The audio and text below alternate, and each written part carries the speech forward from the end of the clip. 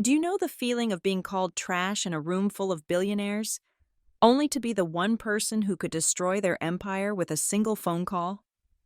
That night, they looked at me like a stray dog. By the next morning, they realized I was not lost. I was measuring their house to buy it. The most brutal part was that I did not need to scream. I just had to sign on the dotted line. My name is Aubrey Wood, and tonight was supposed to be the night I was formally welcomed into the fold. Instead, it became the night I decided to burn the fold down. The air in Sag Harbor always smells the same. It is a mix of brine, damp hydrangea, and old money. It is a scent that screams exclusion, designed to make anyone who wasn't born with a trust fund feel like they are trespassing just by inhaling. I stood at the threshold of the dining room in the Halston estate, smoothing the fabric of my dress. It was a navy silk slip dress, elegant and understated, purchased with money I had earned, not inherited. That distinction felt important tonight. The dining room was a cavernous space, illuminated by a chandelier that likely cost more than the house I grew up in back in Scranton. The table was long enough to land a small aircraft on. Set for 24 guests. The people seated there were the titans of the East Coast.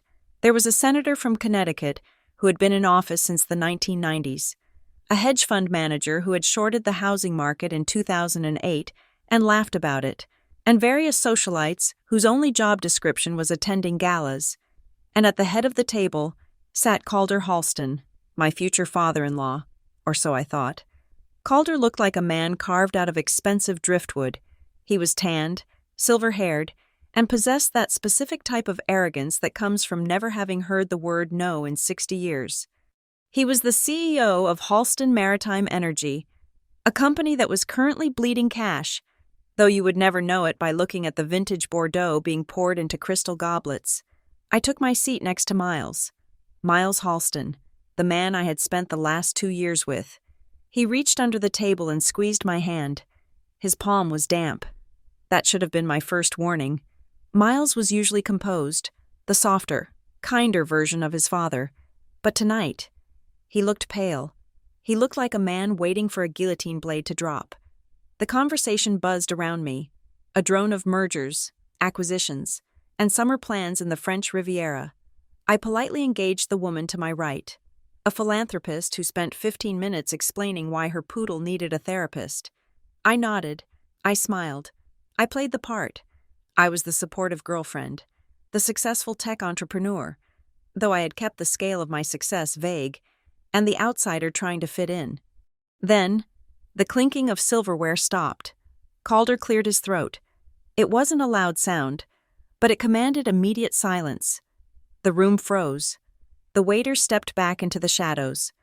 Calder swirled his wine, staring into the deep red liquid as if reading a prophecy. "You know," Calder began, his voice smooth, carrying effortlessly down the length of the mahogany table. "I was speaking with the board this morning about standards, about maintaining the integrity of the Halston name." He looked up. His eyes did not sweep the room. They landed directly on me. They were cold, dead things, devoid of any warmth or humanity. "We have always been particular about quality," Calder continued, a small, cruel smile playing on his lips. "In our business, in our investments, and certainly in our family." The room grew so quiet, I could hear the antique grandfather clock ticking in the hallway. Miles's grip on my hand tightened, painful and desperate. "So I must ask," Calder said, his volume rising just enough to ensure the kitchen staff could hear him too. "Why are we pretending? This family does not serve trash at the dinner table." The insult hung in the air like a physical blow. It was not a subtle jab. It was not a passive-aggressive comment about my background or my lack of a pedigree. It was a direct, visceral dehumanization. Trash. I felt the blood drain from my face, but not from shame. It was shock. Pure, unadulterated shock that a man in a $3,000 suit could possess the manners of a gutter rat.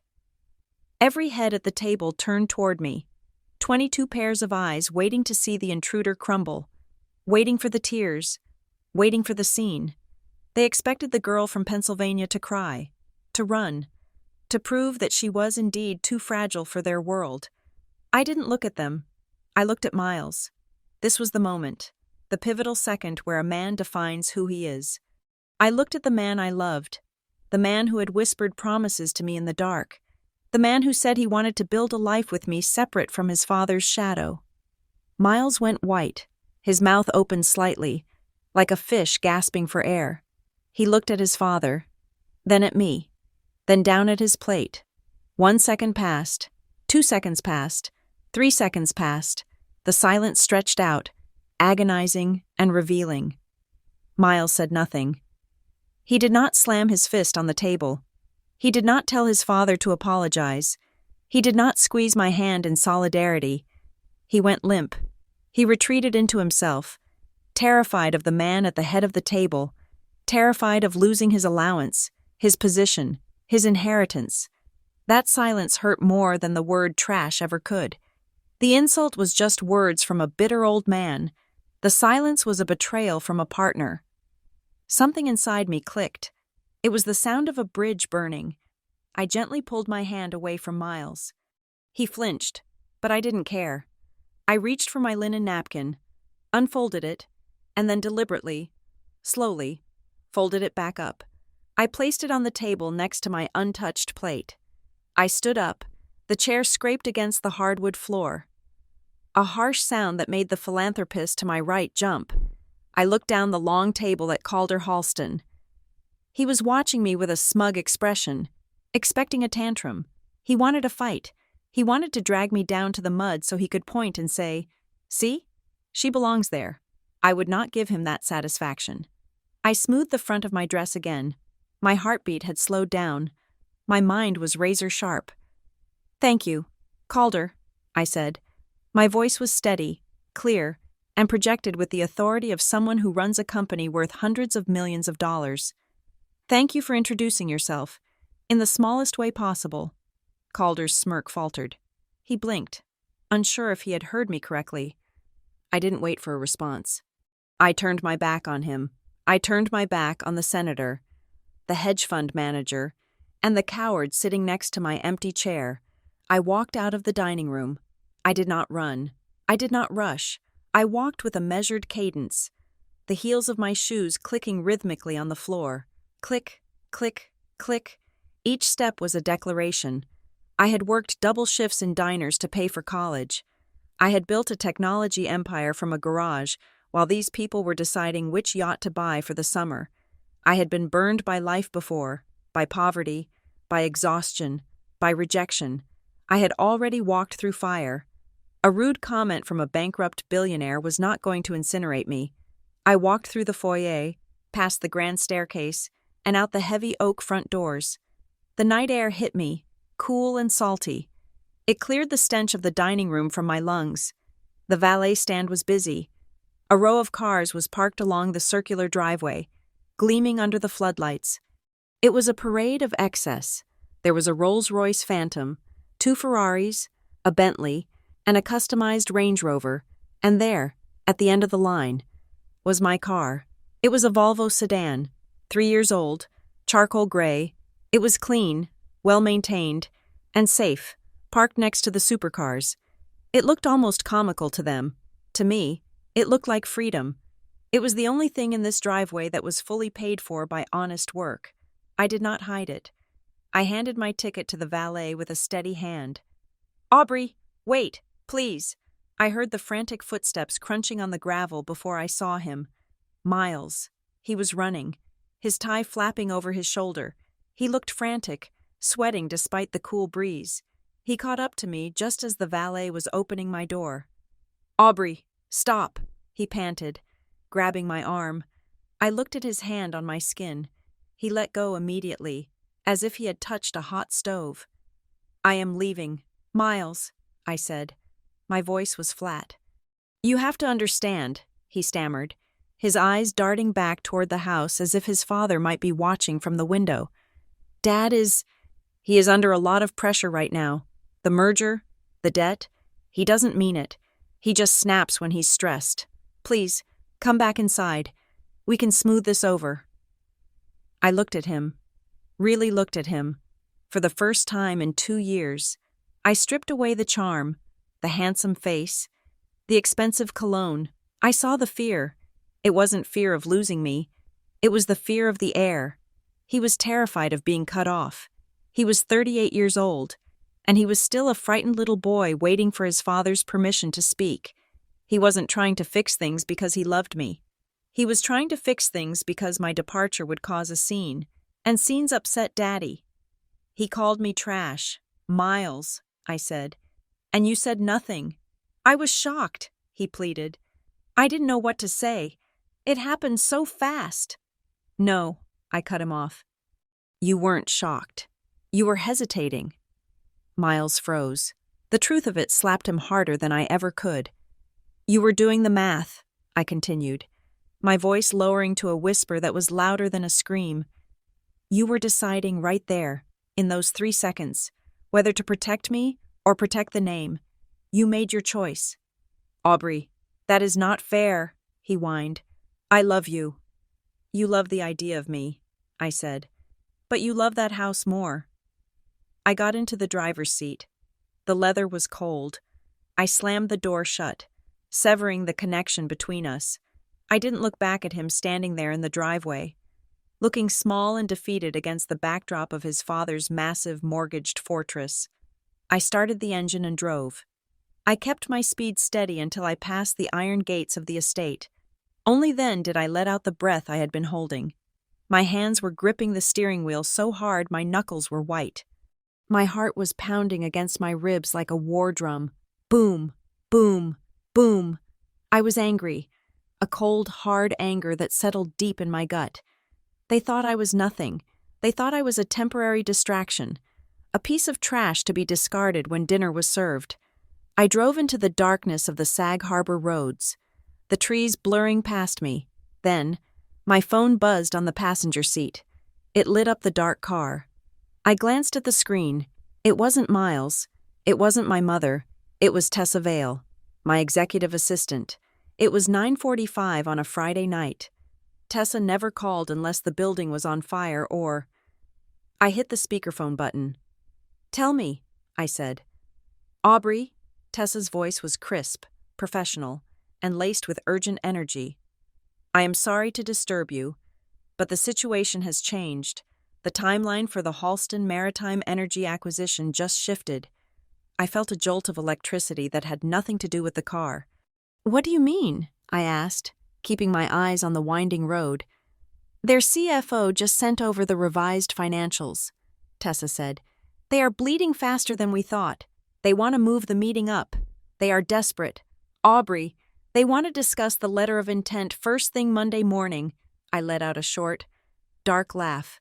Calder Halston had just kicked me out of his house for being trash. He had humiliated me in front of the elite. He thought he was the king of the world, swatting away a peasant. He had no idea that the peasant was the only one holding the checkbook that could save his life. Monday morning, I repeated. Yes, Tessa said. Shall I tell them you are unavailable? Push them back a week to make them sweat? I thought about the look in Calder's eyes. I thought about Miles's silence. I thought about the word trash. No, I said. Confirm it. I want them there at 8 o'clock sharp. Copy that, Tessa said. And Aubrey, are you okay? You sound different. I looked at the road ahead. The headlights cut through the dark, illuminating the path forward. I am fine, Tessa, I said. I was just doing some measuring. Measuring? Yes, I said. I was measuring a house. I think I might buy it. I hung up. The anger in my chest didn't vanish, but it changed form. It stopped being heat and turned into fuel. I wasn't just Aubrey Wood, the girl from Scranton anymore. I was the CEO of Vanterre Gridworks. And come Monday morning, I wasn't going to be the girlfriend. I was going to be the boss. I pressed my foot down on the accelerator.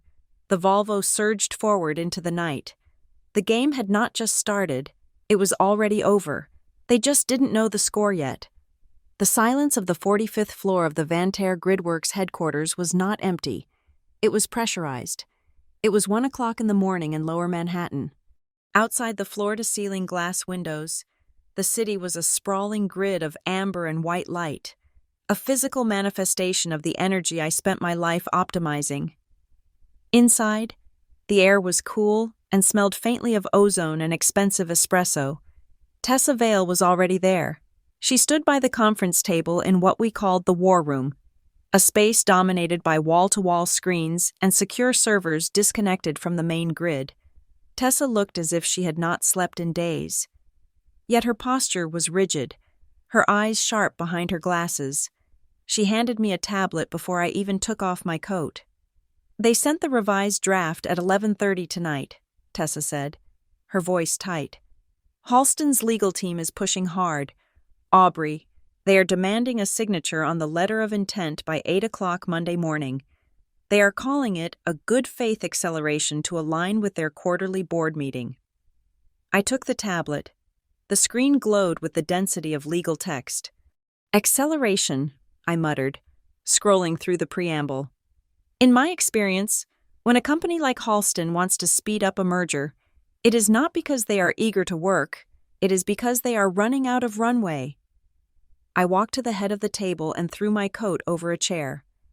I didn't sit. I needed to be standing for this.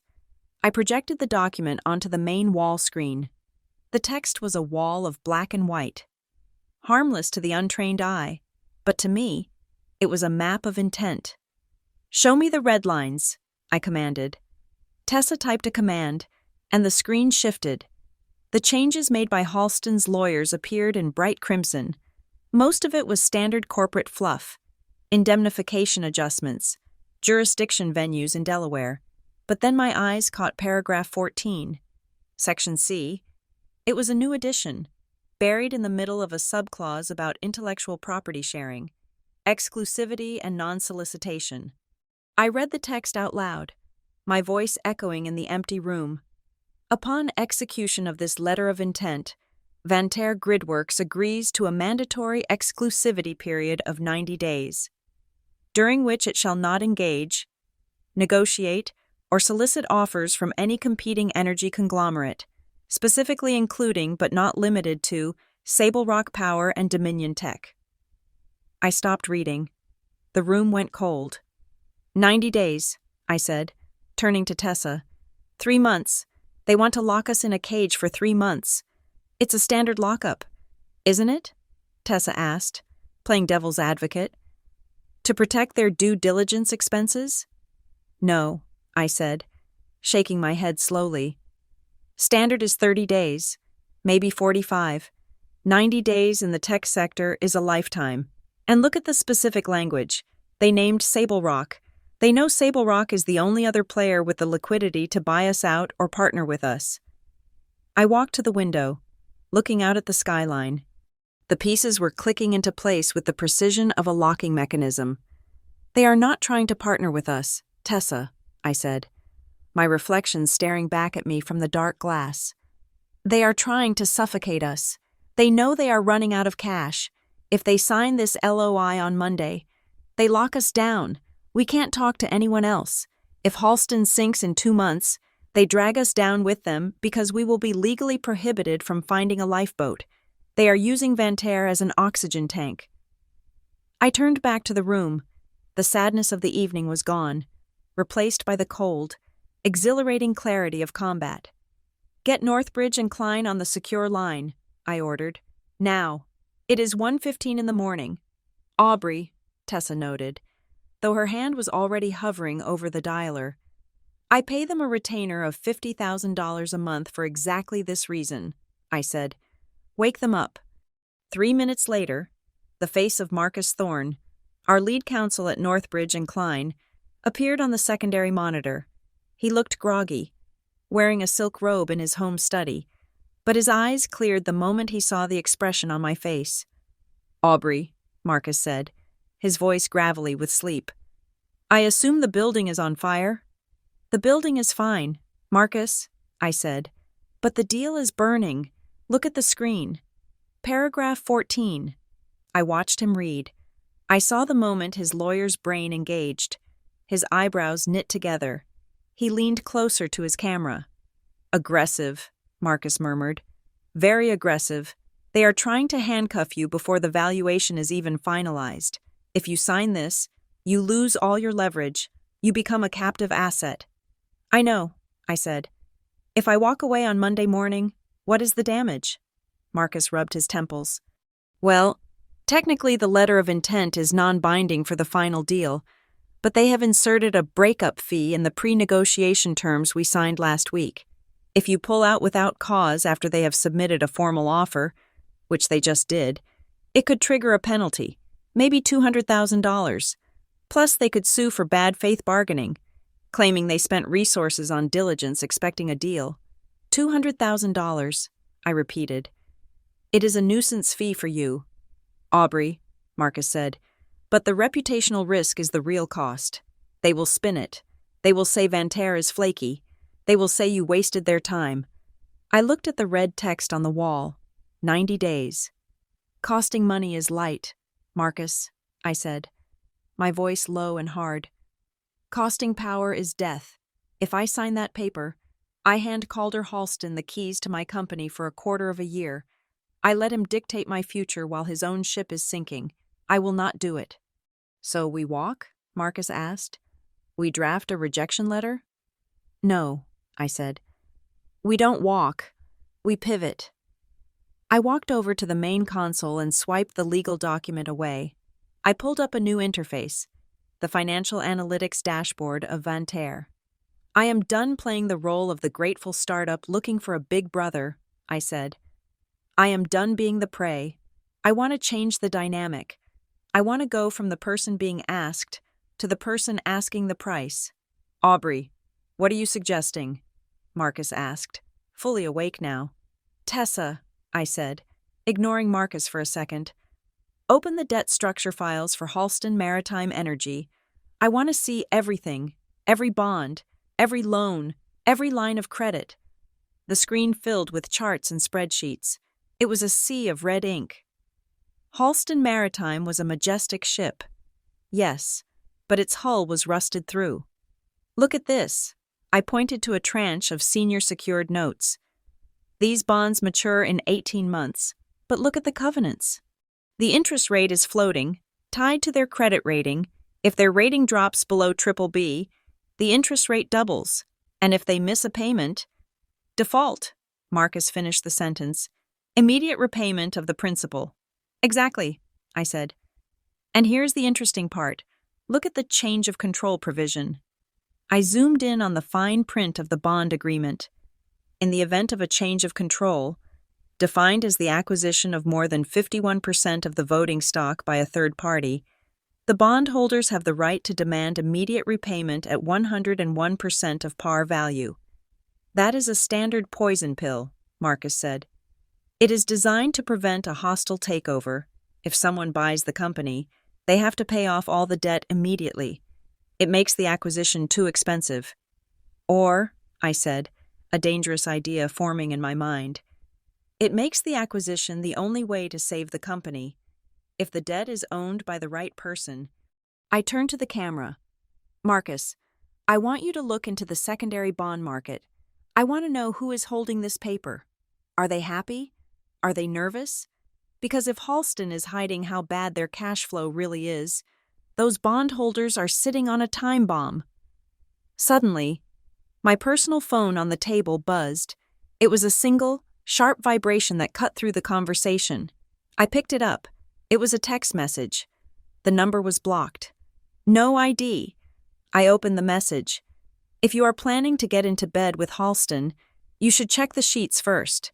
They are hiding a hole in the hull, and it is about to explode. Project Acheron." I stared at the screen. "Project Acheron? What is it?" Tessa asked, stepping closer. I showed her the phone. "A warning," I said. "Or an invitation." "Who sent this?" Marcus asked from the screen. "I don't know," I said. "But the timing is too perfect. Someone inside Halston knows the ship is going down. Someone knows about the exclusivity clause and knows it is a trap. They are handing me a weapon. I looked out at the city lights again. The anger I had felt at dinner had crystallized into something colder, something structural. Calder Halston thought he could buy me? He thought he could silence me? He was playing checkers. He was moving pieces around a board, trying to capture a pawn. "Marcus," I said, turning back to the screen, "do not draft a rejection letter. Draft a request for further diligence. Tell them we need 48 hours to review the exclusivity terms. Stall them." "And what are you going to do?" Marcus asked. "I am going to find out what Project Acheron is," I said, "and I am going to find out who owns Halston's debt. Tessa, get the team from Rutherford Pike Advisory on the line for a 7 a.m. breakfast meeting. I want their best distressed debt analysts." "You are going to buy the bonds?" Tessa asked, her eyes widening. "I am not just going to buy the bonds, Tessa," I said. "I am going to buy the leverage." I walked back to the table and looked at the Halston logo on the screen. A gold anchor. It looked heavy. It looked like it would drag anyone down to the bottom of the ocean.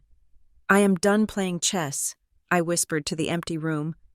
"I am buying the board." The night was far from over. In fact, for Aubrey Wood, the night had just begun. I sat down at the head of the table, the position of power, and began to type. The hunt was on. The sun rose over Manhattan on Monday with a deceptive calm. The city woke up to the usual rhythm of traffic and steam rising from the subway grates. Unaware that in a corner office on the 45th floor, I was about to freeze time. 8 o'clock in the morning.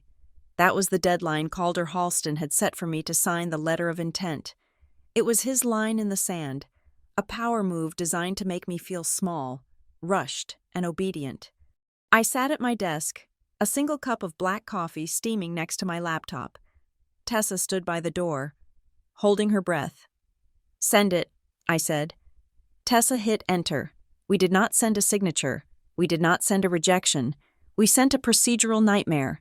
The email was addressed to Halston's general counsel, copying Calder and the entire board.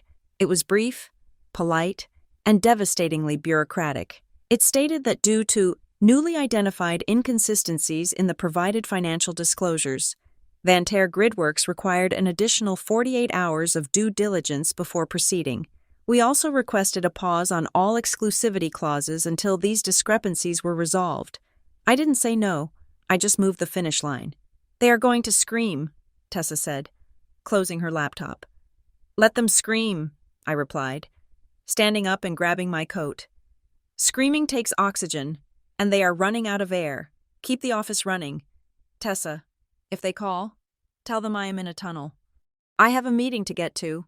I slipped out of the building through the service exit, avoiding the main lobby where a courier from Halston was likely already waiting. I wasn't going to a tunnel. I was going to the one place in New York where money stopped being polite and started being predatory. Rutherford Pike Advisory was not a household name like Goldman Sachs or Morgan Stanley. They did not have a flashy tower in Times Square. They occupied 3 floors of a limestone building in Midtown that looked like a library.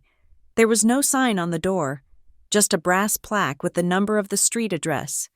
They were a boutique firm, the kind that specialized in distressed assets and corporate restructuring. They were the surgeons you called when the patient was already bleeding out on the table. I was shown into a conference room that smelled of leather and old paper. Julian Pike, the senior partner, was waiting for me. He was a man in his 50s who wore bespoke suits and looked like he slept 3 hours a night. "Aubrey," Julian said, not rising from his chair. He gestured to the seat opposite him. "You are playing a dangerous game with the Halston family. My analysts have been up all night running the numbers you asked for." "And?" I asked.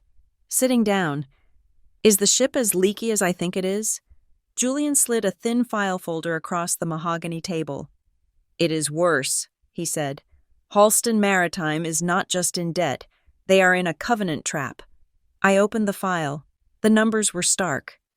"Explain it to me like I don't run a tech company," I said. Though I understood it perfectly, I wanted to hear him say it. Calder Halston financed his last fleet expansion with a series of floating-rate bonds, Julian explained. leaning forward. About $400 million worth. The interest rate on these bonds is not fixed. It is tied to the company's credit rating. Right now, they are rated BBB-. That is one step above junk status. And if they drop to junk? I asked. If the rating agencies downgrade them, Julian said, a small, shark-like smile appearing. The interest rate on those bonds immediately jumps by 300 basis points. That is an extra $12 million a year in interest payments alone. Halston doesn't have the cash flow to cover that. They would default within 30 days.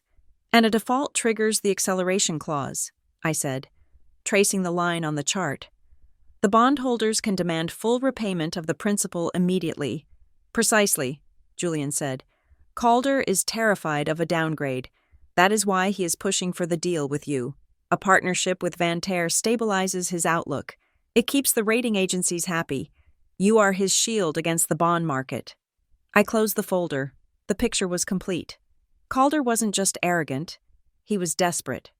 He had built a house of cards on a foundation of cheap debt, and the wind was picking up. I don't want to be his shield, I said softly. I want to be the sword. Julian raised an eyebrow. What are you proposing? Aubrey? Who owns this debt? I asked. Who is holding these floating rate bonds? A mix, Julian said. Pension funds, insurance companies, and a few high-yield mutual funds. But they are nervous. The rumors of Halston's liquidity issues are starting to circulate. The bonds are trading at 85 cents on the dollar. People want out. Good, I said. I want to buy them. Julian blinked. You want to buy Halston's debt? I want Ashlar Ridge Capital to buy it, I corrected. Quietly, I want you to go into the market and start picking up every loose bond you can find. Don't spike the price. Buy in small blocks. Use different brokers if you have to. I want to accumulate a blocking position. Aubrey, Julian warned, his tone shifting from advisor to confidant. This is a hostile maneuver. If you own enough of their debt, and they trip a covenant, then I control the restructuring, I finished for him. I become the senior creditor. I stand at the front of the line. If they go bankrupt, I own the assets, the ships, the terminals, the headquarters, everything. It will cost you, Julian said. You are looking at an exposure of maybe $50 or $60 million just to get a seat at the table.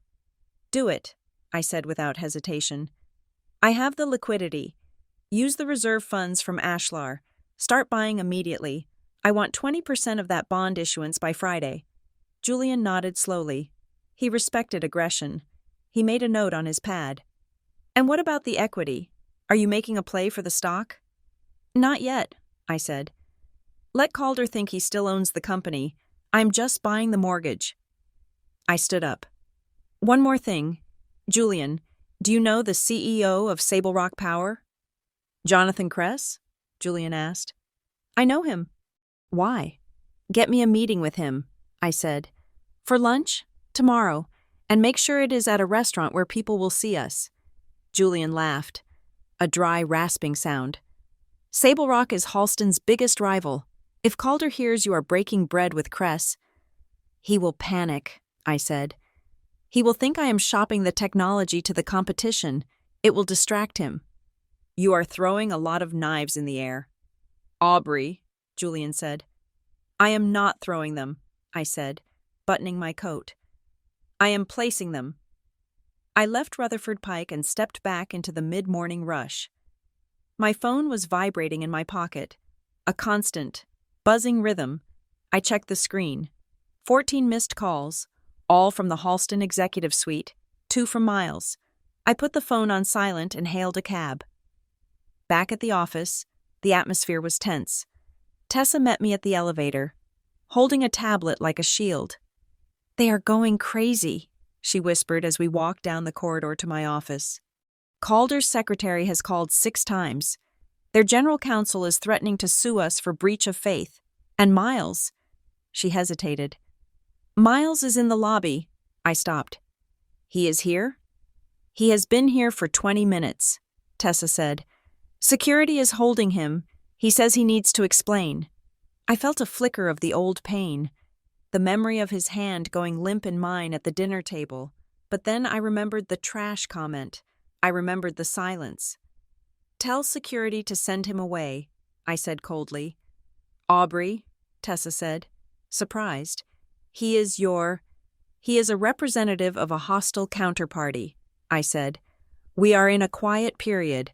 I cannot meet with him without legal counsel present. Tell him that—" Tessa looked at me with a mix of fear and admiration. "You are really doing this?" "I am," I said. "Now, did you draft the email I asked for?" "The personal one?" Tessa asked. "Yes, it is on your screen. But are you sure?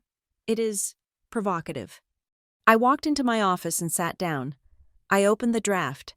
It was addressed directly to Calder Halston's private email address, the one he used for his golf club memberships and offshore accounts, which we had found in the depths of the data room files. The subject line was simple: update on letter of intent. The body was even simpler: Calder, regarding the delay in signing, my team has identified significant risks that go beyond the balance sheet. We are pausing the transaction to evaluate the leadership culture risk at Halston Maritime. We cannot partner with an organization where the values do not align with the future we are building. Aubrey Wood. It was a slap in the face. In the corporate world, you broke deals because of market conditions or regulatory hurdles. You never, ever told a billionaire that you were walking away because you didn't like his personality. Leadership culture risk. It was a polite way of saying, you are a toxic liability. "Send it," I whispered. I hit the button. The message whooshed away. I swiveled my chair to face the window. I counted the seconds. 1, 2, 3. My desk phone rang. The private line. Only a handful of people had that number. Calder must have pulled it from the emergency contact list in the diligence files. I watched the red light blink. Ring, ring, ring. I didn't pick it up. I let it ring until it went to voicemail. Then it rang again immediately. "He is furious," Tessa said from the doorway. "He is probably purple." "Good," I said. "Let him be furious. Angry men make mistakes. Angry men get sloppy." "What about the bond buying?" Tessa asked. "Julian just messaged. The order is in. Ashlar Ridge is executing the first block trade now. $5 million worth of bonds." "Excellent," I said. "If anyone asks, Ashlar is just a diversified fund looking for yield. Keep our name out of it." "And the meeting with Sable Rock?" "Confirmed for tomorrow at noon," Tessa said. "Le Bernardin. You will be seen." I nodded. Le Bernardin was the center of the Power Lunch universe. If I sat down with the CEO of Sable Rock there, by 1 o'clock, the entire energy sector would know about it. By 2 o'clock, Calder would hear that his trash was dining with his enemy. "He tried to lock me in a room for 90 days, I said, watching the traffic crawl on the streets below. "He tried to isolate me. Now, he's going to see me everywhere." The phone on my desk stopped ringing for a moment, then started again. It was relentless. It was the sound of a man who was used to controlling the world, realizing that the controls had been cut. I picked up a pen and started reviewing the patent filings for our new grid storage battery. I worked for an hour, ignoring the flashing light, ignoring the buzzing cell phone in my drawer. Around 11 o'clock, Tessa came back in. "We have a problem," she said. "Or maybe an opportunity. The market is reacting." "Show me," I said. She put the tablet on my desk. The ticker for Halston Maritime Energy, HME, was down 4% in morning trading. "Why?" I asked. "Rumors," Tessa said. "Traders are seeing volume in the bond market. Someone is buying up the debt, and the price is moving. And word leaked that the Vantair deal wasn't signed this morning. The arbitrage guys are dumping the stock." "Perfect," I said. "The lower the stock price goes, the more pressure the board puts on Calder. He needs this deal to stop the bleeding, and now I am the one holding the tourniquet." "But if the stock crashes too hard," Tessa warned, "the company might collapse before we can execute the plan." It won't collapse yet, I said. Calder has too much pride to let it die today. He will try to fix it. He will try to bully me back to the table. As if on cue, an email popped up on my screen. It wasn't from Calder. It was from the General Counsel of Halston, Ms. Wood. Your stated reasons for delay are baseless and defamatory. We demand an immediate meeting to clarify your position. Failure to negotiate in good faith will result in legal action. I smiled. They were threatening me with a lawsuit because I wouldn't let them buy my company. It was desperate. Tessa, I said, reply to the General Counsel. Tell him I am unavailable for meetings due to prior commitments with other potential strategic partners. Do not name names. Just leave it vague. That is cruel, Tessa said, typing on her phone. It is necessary, I said. I leaned back in my chair. I thought about the dinner again. I thought about the way Miles had looked at his shoes. I thought about the trash comment. Calder had made a fatal error. He thought that because I came from nothing, I had nothing to lose. But the opposite was true. Because I came from nothing, I knew how to fight for everything. I wasn't afraid of the mud. I was born in it. He was the one in the white suit terrified of getting dirty. Tessa, I said, call the florist. The florist? Tessa looked confused. Why? Send a bouquet to the Halston estate, I said. To Calder. White lilies. Lilies? Tessa asked. Isn't that for funerals? I said. Yes. Include a card, right? Thinking of you during this difficult transition. Tessa's jaw dropped. You are not serious. I am deadly serious, I said. Send it. He will get it by this evening, just as the market closes. I wanted him to know. I wanted him to know that this wasn't just business. It was personal. I wanted him to look at those flowers and realize that the girl he dismissed was not just walking away. She was circling back. The phone rang again. I reached out and unplugged it from the wall. The silence that followed was the sweetest sound I had heard all day. Let's get back to work, I said to Tessa. We have a company to buy. We spent the rest of the day in the war room, analyzing the bond purchases. By 5 o'clock, Ashlar Ridge had acquired $12 million in face value of Halston debt. It was a drop in the bucket, but it was a start. We were building a position. As the sun began to set, casting long shadows across the office, I felt a strange sense of calm. I was no longer reacting to them. They were reacting to me. I was the one setting the tempo. I looked at the unplugged phone. I knew that tomorrow, things would get louder. The meeting with Sable Rock would set the rumor mill on fire. The bond buying would start to raise eyebrows at the SEC if we weren't careful. And Calder would stop calling and start swinging. But I was ready. I had spent my whole life being underestimated. It was my greatest asset. I packed my bag. I wasn't going to hide in my apartment tonight. I was going to go to the gym. I was going to run 5 miles. And then I was going to sleep like a baby.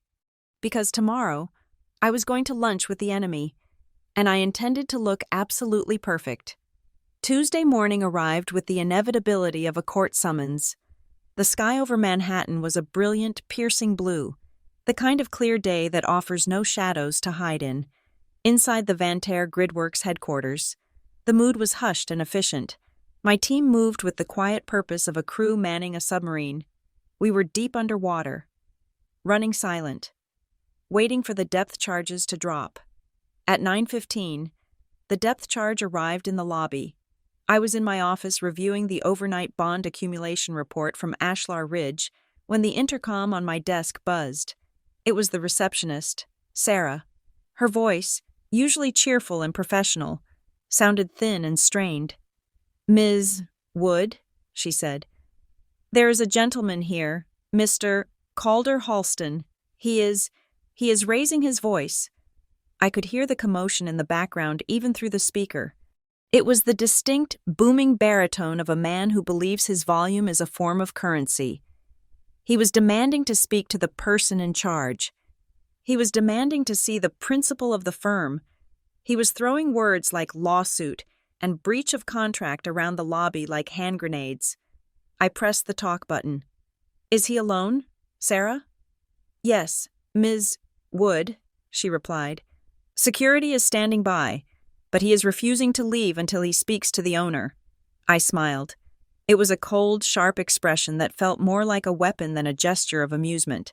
He wanted the owner. He wanted the person who had dared to pause his lifeline. He wanted the faceless financier behind Ashlar Ridge or the technical genius behind Vanterre, so he could bully them into submission. He had no idea that the owner was the woman he had watched walk out of his dining room 3 nights ago. Sarah, I said, my voice calm. Do not call security. Escort Mr. Halston to Conference Room East. The one at the end of the hall. The East Room? Sarah asked. Pausing, everyone in the office knew that room. It was nicknamed the Solarium. Yes, I said. And leave the blinds up, all the way up. Understood. Ms. Wood? I stood up and walked to the mirror hanging on the back of my door. I smoothed my blazer.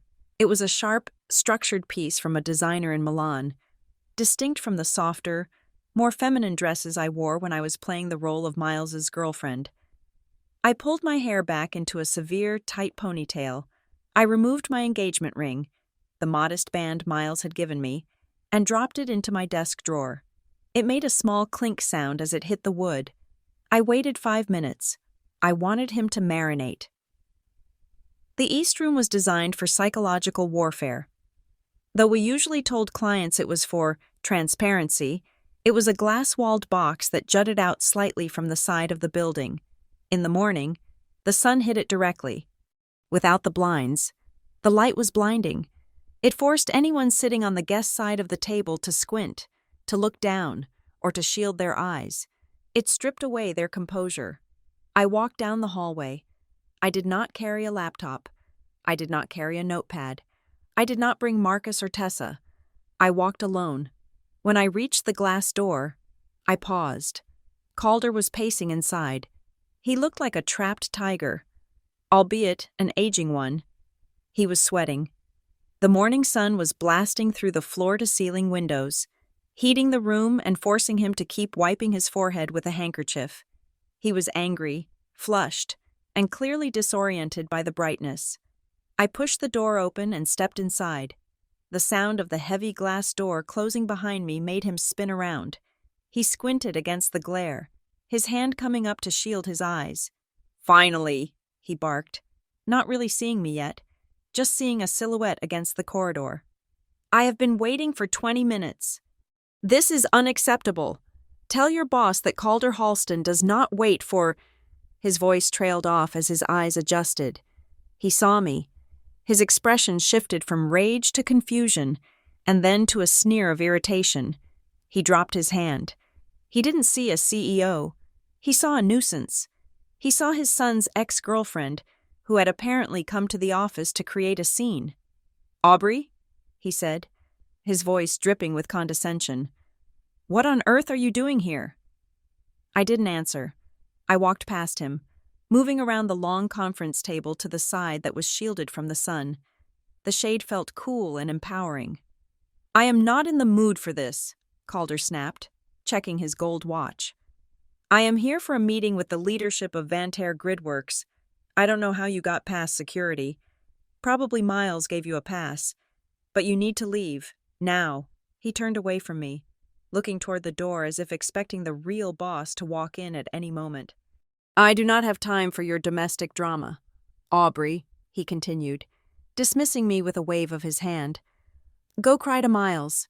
Go play the victim somewhere else. Adults are trying to do business here." I pulled out the chair at the head of the table. The leather creaked softly. I sat down. I clasped my hands in front of me on the polished wood and looked at him. "Sit down, Calder," I said.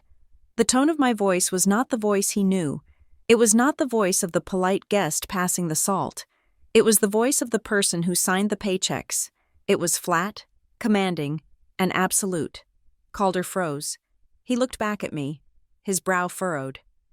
"Excuse me?" "I said sit down," I repeated. "You are sweating. It makes you look desperate." He stared at me, his mouth opening and closing slightly. The cognitive dissonance was short-circuiting his brain. He couldn't reconcile the woman he had humiliated with the woman giving him orders. "Where is the CEO?" he demanded, his voice rising again, though it lacked the certainty it had a moment ago. "Where is the representative from Ashlar Ridge? I was told the owner would be here." "You are looking at her," I said. The silence that followed was total. It was louder than the traffic 45 floors below. Calder blinked. "What?" I reached into my pocket and pulled out my corporate ID card. I slid it across the table. It spun slowly and came to a stop right in front of him. Aubrey Wood, founder and CEO. He looked at the card. He looked at the Vanterre logo etched into the glass wall behind me. He looked at the patent awards hanging in the hallway, visible through the glass. He looked back at me. "You," he stammered. "You are Vanterre?" "I am Vanterre," I said. "I am Ashlar Ridge Capital. I am the entity you have been trying to woo for 6 months. I am the strategic partner you need to keep your company from drowning. And I am the trash you kicked out of your house." Calder collapsed into the chair opposite me. The sun hit him full in the face, highlighting every wrinkle, every bead of sweat, every vein pulsing in his temple. He looked like a man who had just stepped onto a landmine and heard the click. "This is—" He struggled for words. "This is a joke. Miles never said—" "Miles doesn't know?" I said. "Because Miles doesn't ask. He sees what he wants to see, just like you. But the holding company structure, the proxy—" He was trying to piece it together, his business mind trying to catch up with the reality. "You hid it." "I protected it," I corrected. "I protected my work from people who judge value based on last names instead of balance sheets. People like you." Calder swallowed hard. He ran a hand through his silver hair, messing up the perfect grooming. He was realizing the magnitude of his error. He wasn't just rude to a dinner guest. He had insulted his savior. He had spit in the face of the only person with the liquidity to bail him out. Suddenly, the bully vanished. In his place sat a politician. He leaned forward, forcing a smile that looked painful. "Aubrey," he said, his voice dropping to a conciliatory purr. "Aubrey, look, I think we have had a terrible misunderstanding. Tuesday night. That was, well, it was a high-stress environment. The merger talks, the pressure. I had too much wine. I am an old man set in his ways. Sometimes I speak out of turn." He laughed, a hollow, nervous sound. "I certainly didn't mean anything by it. It was a private dinner, family banter. You know how it is. It has nothing to do with business. It has nothing to do with the respect I have for what you have built here." He gestured around the room, trying to encompass the empire he had just discovered I owned. "We can separate the two, can't we?" he pleaded. "Personal feelings and professional interests. Vanterre needs this partnership just as much as Halston does. We are a perfect fit. Let's not let a little awkwardness derail a billion-dollar synergy." I watched him dance. It was pathetic. "Stop," I said. He stopped. "Do not lie to me. Calder," I said. "Vanterre does not need Halston. We are growing at 40% year over year. We have zero debt. We have cash reserves that dwarf your market cap. You are the one bleeding. You are the one with the covenant breach hanging over your head like a guillotine." His face went pale. "How do you know about—" "I know everything," I said. "I did the diligence. I know about the floating rate bonds. I know about the change of control clauses. I know that you are 3 weeks away from a liquidity crisis." I leaned forward, crossing my arms on the table. The sun was behind me, casting me in shadow while he baked in the light. "And as for your excuse," I continued, my voice dropping to a whisper, "do not insult my intelligence by calling it family banter. You called me trash. You looked me in the eye and tried to strip me of my dignity because you thought I was poor. You thought I was powerless. It was a mistake," he whispered. "No," I said. "It was a reveal. It showed me exactly who you are. And in my company, we have a philosophy. Leadership character is a business metric. If a CEO lacks basic humanity, he lacks the judgment to run a complex organization. You are a risk. Calder, you are a liability. I reached into my folder and pulled out a single sheet of paper.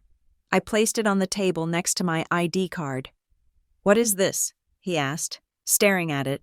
"That is a formal notice," I said. "We are suspending all negotiations regarding the strategic partnership. The exclusivity period is dead. I am free to talk to Sable Rock, to Dominion, to anyone I want." "You can't do that," he said, panic rising in his voice. "If the market hears you walked away—" "The market already knows," I said. "Have you checked your stock price this morning?"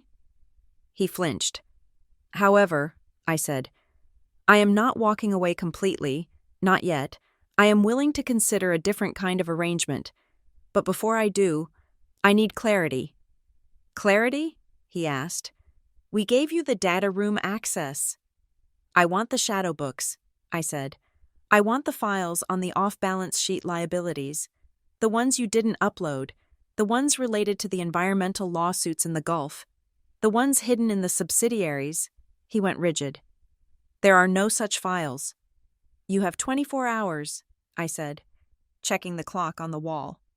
"By 9 o'clock tomorrow morning. I want those files on my server. If they are not there, I will issue a press release stating that Vanterre has terminated discussions due to irregularities in financial disclosure. And then, Calder. I will call the rating agencies." He stared at me with pure hatred. The mask was gone. The apology was gone. He looked at me and saw the executioner. "You are enjoying this," he spat. "I am doing business," I replied. "You taught me that this is a ruthless world. I am just applying your lesson." I stood up. "Get out of my office," I said. Calder stood up slowly. He looked diminished. The bright sun seemed to have melted him down, leaving only a small, angry man in a suit that suddenly looked too big for him. He grabbed the paper from the table. He looked at me one last time, searching for the girl who used to seek his approval. She wasn't there. "You will regret this," he said. "You think you can play in the deep water? You are going to drown." "I built the water," I said. He turned and walked out. The glass door clicked shut behind him. I stood in the silence of the east room for a long moment, watching his retreating figure down the hallway. He walked with a limp now, or maybe it was just the weight of the world on his shoulders. I sat back down in the head chair. My heart was beating steadily. My hands were not shaking. I picked up the internal phone. "Tessa," I said. "Did he leave?" Tessa asked. "He is leaving," I said. "Prepare the diligence team. We are going to get a data dump tomorrow morning that is going to be very ugly." He agreed. "He has no choice," I said. "He knows I have his head in a vice." "And Aubrey?" Tessa hesitated. "Are you okay?" I looked at the empty chair where Calder had sat, sweating and begging. "I am perfect," I said. "Now, get me the file on Sable Rock. I have a lunch to get to." The war had moved from the shadows into the light, and in the light, I was the one casting the shadow. "You are destroying the market," Calder hissed, his hands gripping the edge of the mahogany table so hard his knuckles turned white. "You are manipulating the stock price. You are spreading rumors. I will sue you for everything you are worth. I will bury Vanterre in litigation so deep you will need a submarine to find sunlight." The threat hung in the air, vibrating with the desperation of a man who knew he had no ammunition left but was still pulling the trigger. He was trying to use the legal system as a shield, just as he had used his social status as a weapon. I did not flinch. I did not blink. I simply looked toward the frosted glass door of the conference room. "You can try, Calder," I said calmly, "but I think you should hear the opening statement first." The door opened. Marcus Thorne walked in. He did not look like he had been awake since 1 a.m. drafting motions. He looked immaculate in a charcoal suit, holding a leather-bound file as if it were a holy text. He did not look at Calder. He looked at me, gave a curt nod, and placed the file on the table between us. The sound of the heavy paper hitting the wood was a dull thud, like a gavel coming down. "Who is this?" Calder demanded, straightening up, trying to regain his physical dominance. "This is Marcus Thorne," I introduced, "my general counsel, and unlike your legal team, he does not bill by the hour. He bills by the victory." Marcus adjusted his cuffs and opened the file. He didn't offer a handshake. He didn't offer a greeting. He began to read, his voice a monotone drone that was more terrifying than any shout. "Mr. Halston," Marcus began, "regarding your threat of litigation for market manipulation, I would direct your attention to Clause 72, Section B of your own lending agreements with the syndicate of banks led by Chase." Calder froze. "The clause states," Marcus continued, running a finger down the page, "that any material misrepresentation of assets used as collateral for the revolving credit facility constitutes an immediate event of default. It further states that any attempt to conceal off-balance sheet liabilities during a merger negotiation is considered criminal fraud under the Securities Exchange Act of 1934. Marcus looked up. "If you sue us, Mr. Halston, we will be forced to enter these documents into the public record during discovery. Are you certain you want a federal judge to see your collateral structure?" Calder sank back into his chair. The fight was draining out of him, replaced by a cold, dawning horror. "What are you talking about?" he whispered. "Our collateral is solid." "Is it?" I asked. I reached for my own tablet. This was the moment. The twist. The anonymous text message from the night before had not just been a warning, it had been a map. My team had spent the night verifying the data sent by the source. The source was a former internal auditor for Halston Maritime, a man who had been fired 6 months ago for asking too many questions. He had kept the hard drives, and those hard drives contained the details of something called Project Acheron. "Tell me about Project Acheron." "Calder," I said softly. The color left Calder's face so fast it looked like the blood had been siphoned out of him. He opened his mouth, but no sound came out. "Project Acheron," I continued, reading from the screen. "On paper, it is a state-of-the-art liquefied natural gas terminal being built in the Gulf of Mexico. You valued it at $400 million. You used that valuation to secure your latest round of bond financing. You told the banks it was 80% complete." I swiped the screen, projecting a satellite image onto the glass wall behind me. "This is a satellite photo taken yesterday," I said. "There is no terminal. Calder, there is a swamp. There is a half-built access road and a pile of rusting steel beams. The project is a ghost. You capitalized the interest on a phantom asset to inflate your EBITDA. You lied to the banks. You lied to the bondholders. And you tried to lie to me." Calder looked at the image. He looked at Marcus. He looked at me. He looked like a man watching his own execution. It was a delay," he stammered, his voice trembling. "Regulatory hurdles. We have the permits. The capital is allocated. We were going to build it once the Vantair deal closed. The merger money was going to fund the construction. It was a bridge. It wasn't a bridge," I said. "It was a Ponzi scheme. You were using my money to fill a hole before anyone noticed the ground was empty." I leaned forward. "This is not just bad business. Calder, this is prison time. This is fraud." Calder slumped forward, putting his head in his hands. The arrogance was completely gone.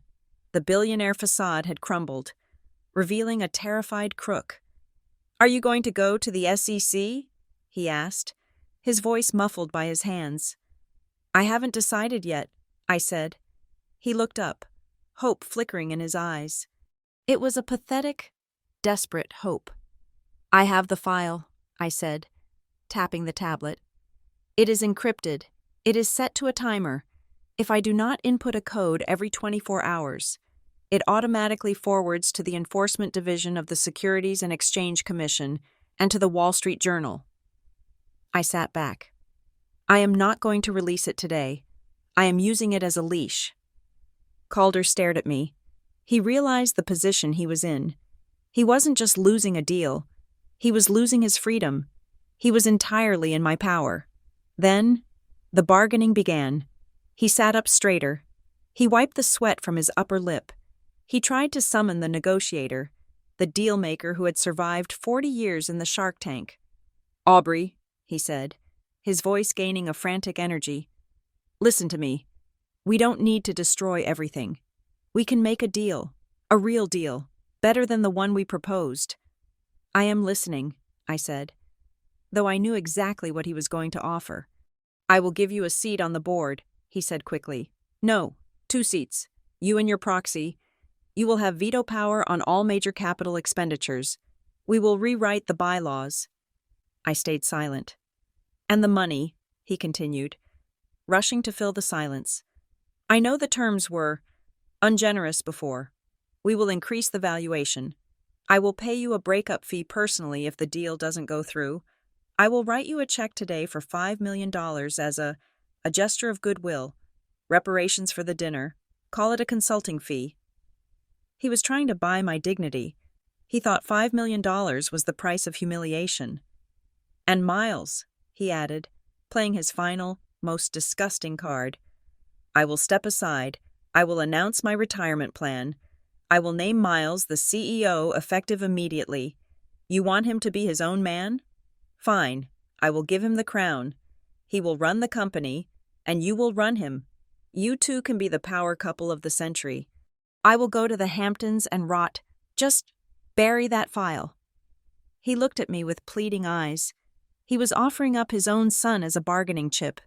He was willing to abdicate, to pay, to do anything to keep the orange jumpsuit away. I looked at him with profound disgust. "You really don't get it," I said. "You think this is about a chair?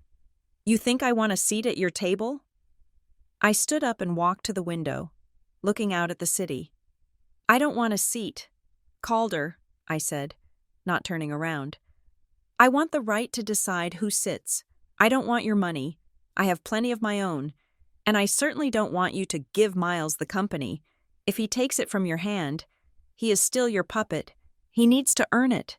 Or he needs to leave it." I turned back to him. "And as for your offer of reparations," I said, my voice dropping to absolute zero, "keep your money. You are going to need it for your criminal defense lawyers." Calder stood up, his face red again. "You are being emotional. Think about the employees. Think about the 3,000 people who work for Halston. If you sink this company, they lose their pensions. They lose their health care. Do you want that on your conscience? You claim to be the righteous one, but you are willing to fire 3,000 innocent people just to get revenge on me?" It was a classic manipulator's tactic, using the innocent as human shields. "I have thought about them," I said. "I have thought about them more than you ever have. You used their pension fund to buy back stock to inflate your bonus last year. I saw the records." Calder flinched. "I am going to save the employees." "Calder," I said firmly, "but I am not going to save your ego. The company can survive without you. In fact, it can only survive without you." I checked my watch. "It is 10 o'clock, I said. "You have exactly 60 minutes. 60 minutes for what?" he asked. "To make a choice," I said. "Option A. You sign a document right now granting Vantair Gridworks full, unrestricted access to the entirety of your debt books. You waive all exclusivity clauses immediately. You issue a public statement that the negotiations are progressing constructively to calm the market, and you formally invite me to present a restructuring plan to the board." "And option B?" he asked, dreading the answer. "Option B," I said. "I walk out of this room. I call Jonathan Kress at Sable Rock Power. I tell him that Halston is insolvent. I sell my bond position to him at a discount, giving him the leverage to force you into bankruptcy, and then I stop inputting the code for the Project Acheron file." "You wouldn't," he gasped. "Sable Rock would chop us up for parts." "Yes," I said. "They would, and I would buy the pieces I like from the liquidation sale." I stepped closer to him. 1 hour. Calder. If I don't have that signature by 11 o'clock, I am going to lunch. And I am ordering the most expensive bottle of wine on the menu to celebrate your demise." Calder looked at me. He looked at Marcus, who was standing like a statue by the door. He looked at the file on the table. He realized he was checkmated. He didn't scream this time. He didn't threaten. He just looked old. "I need to call my lawyers," he said, his voice raspy. "Use the phone in the lobby," I said. "This office is for employees only." He picked up his briefcase. His hands were shaking so badly he couldn't close the clasp on the first try.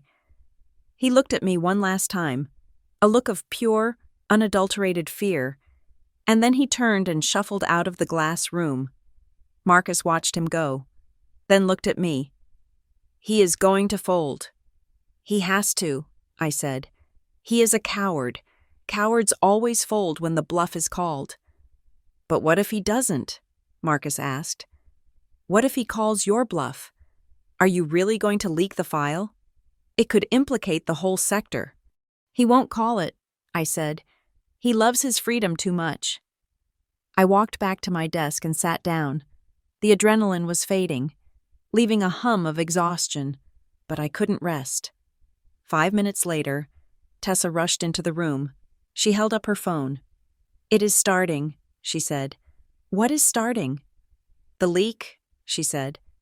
"Someone on the trading floor just tweeted that Halston Maritime is meeting with bankruptcy counsel. The stock just halted trading. It dropped 12% in 10 minutes. I looked at the screen. The ticker symbol, HME, was frozen in red. "I didn't leak that," I said. "I know," Tessa said. "But the market smells blood. When Calder left the building, people saw him. They said he looked like a ghost. The sharks are circling. Aubrey?" "Good," I said. "Let them circle. It makes him sign faster." I watched the red numbers on the screen. The empire of Halston Maritime Energy was cracking. The facade of the old money dynasty was crumbling under the weight of its own lies, and I was the one holding the sledgehammer. I picked up my pen and waited. 45 minutes left. The phone rang. It wasn't Calder. It was Miles.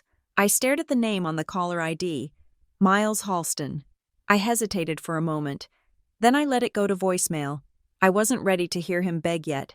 I needed him to see the fire first. I needed him to understand that the heat he was feeling wasn't a summer day. It was the world burning down around him, and I was the one holding the match. The digital clock on my desk read 10:45 in the morning. 15 minutes remained before the deadline I had set for Calder Halston expired. The office was quiet, a vacuum of anticipation.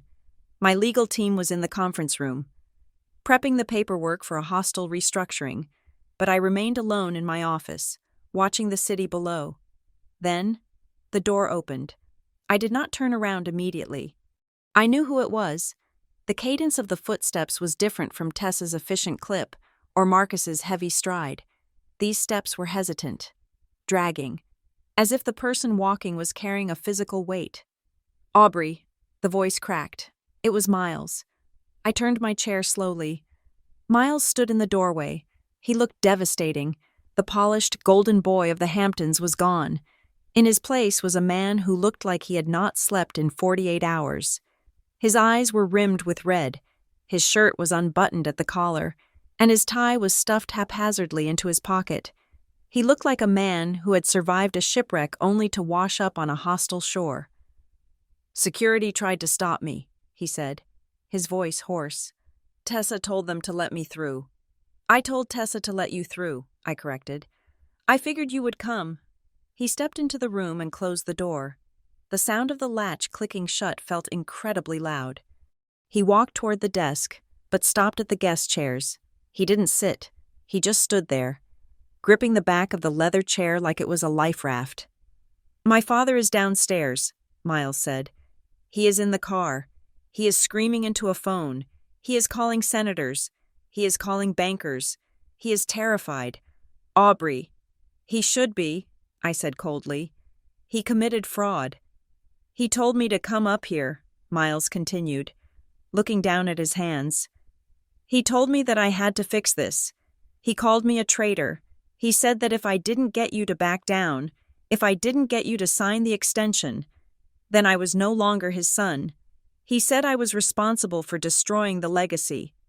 He told you to fix me, I repeated, tasting the bitterness of the phrase, as if I were a leaky faucet, as if I were a glitch in the software. He doesn't understand, Miles said, looking up.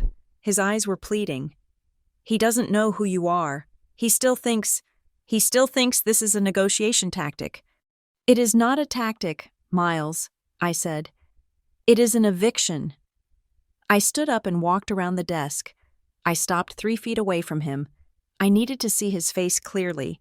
I needed to see if there was anything left of the man I had loved, or if he was just another Halston clone trying to save his inheritance. I have a question for you, Miles, I said, and I want you to think very carefully before you answer it. He nodded, swallowing hard. If I were broke, I said.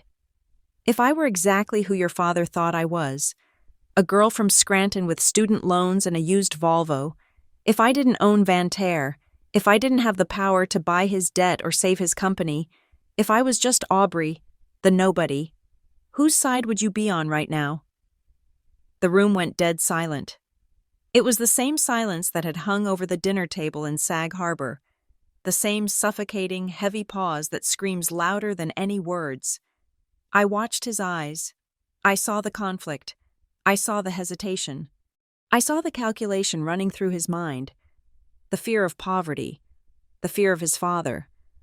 The fear of losing the comfortable cage he had lived in his entire life. He didn't answer immediately.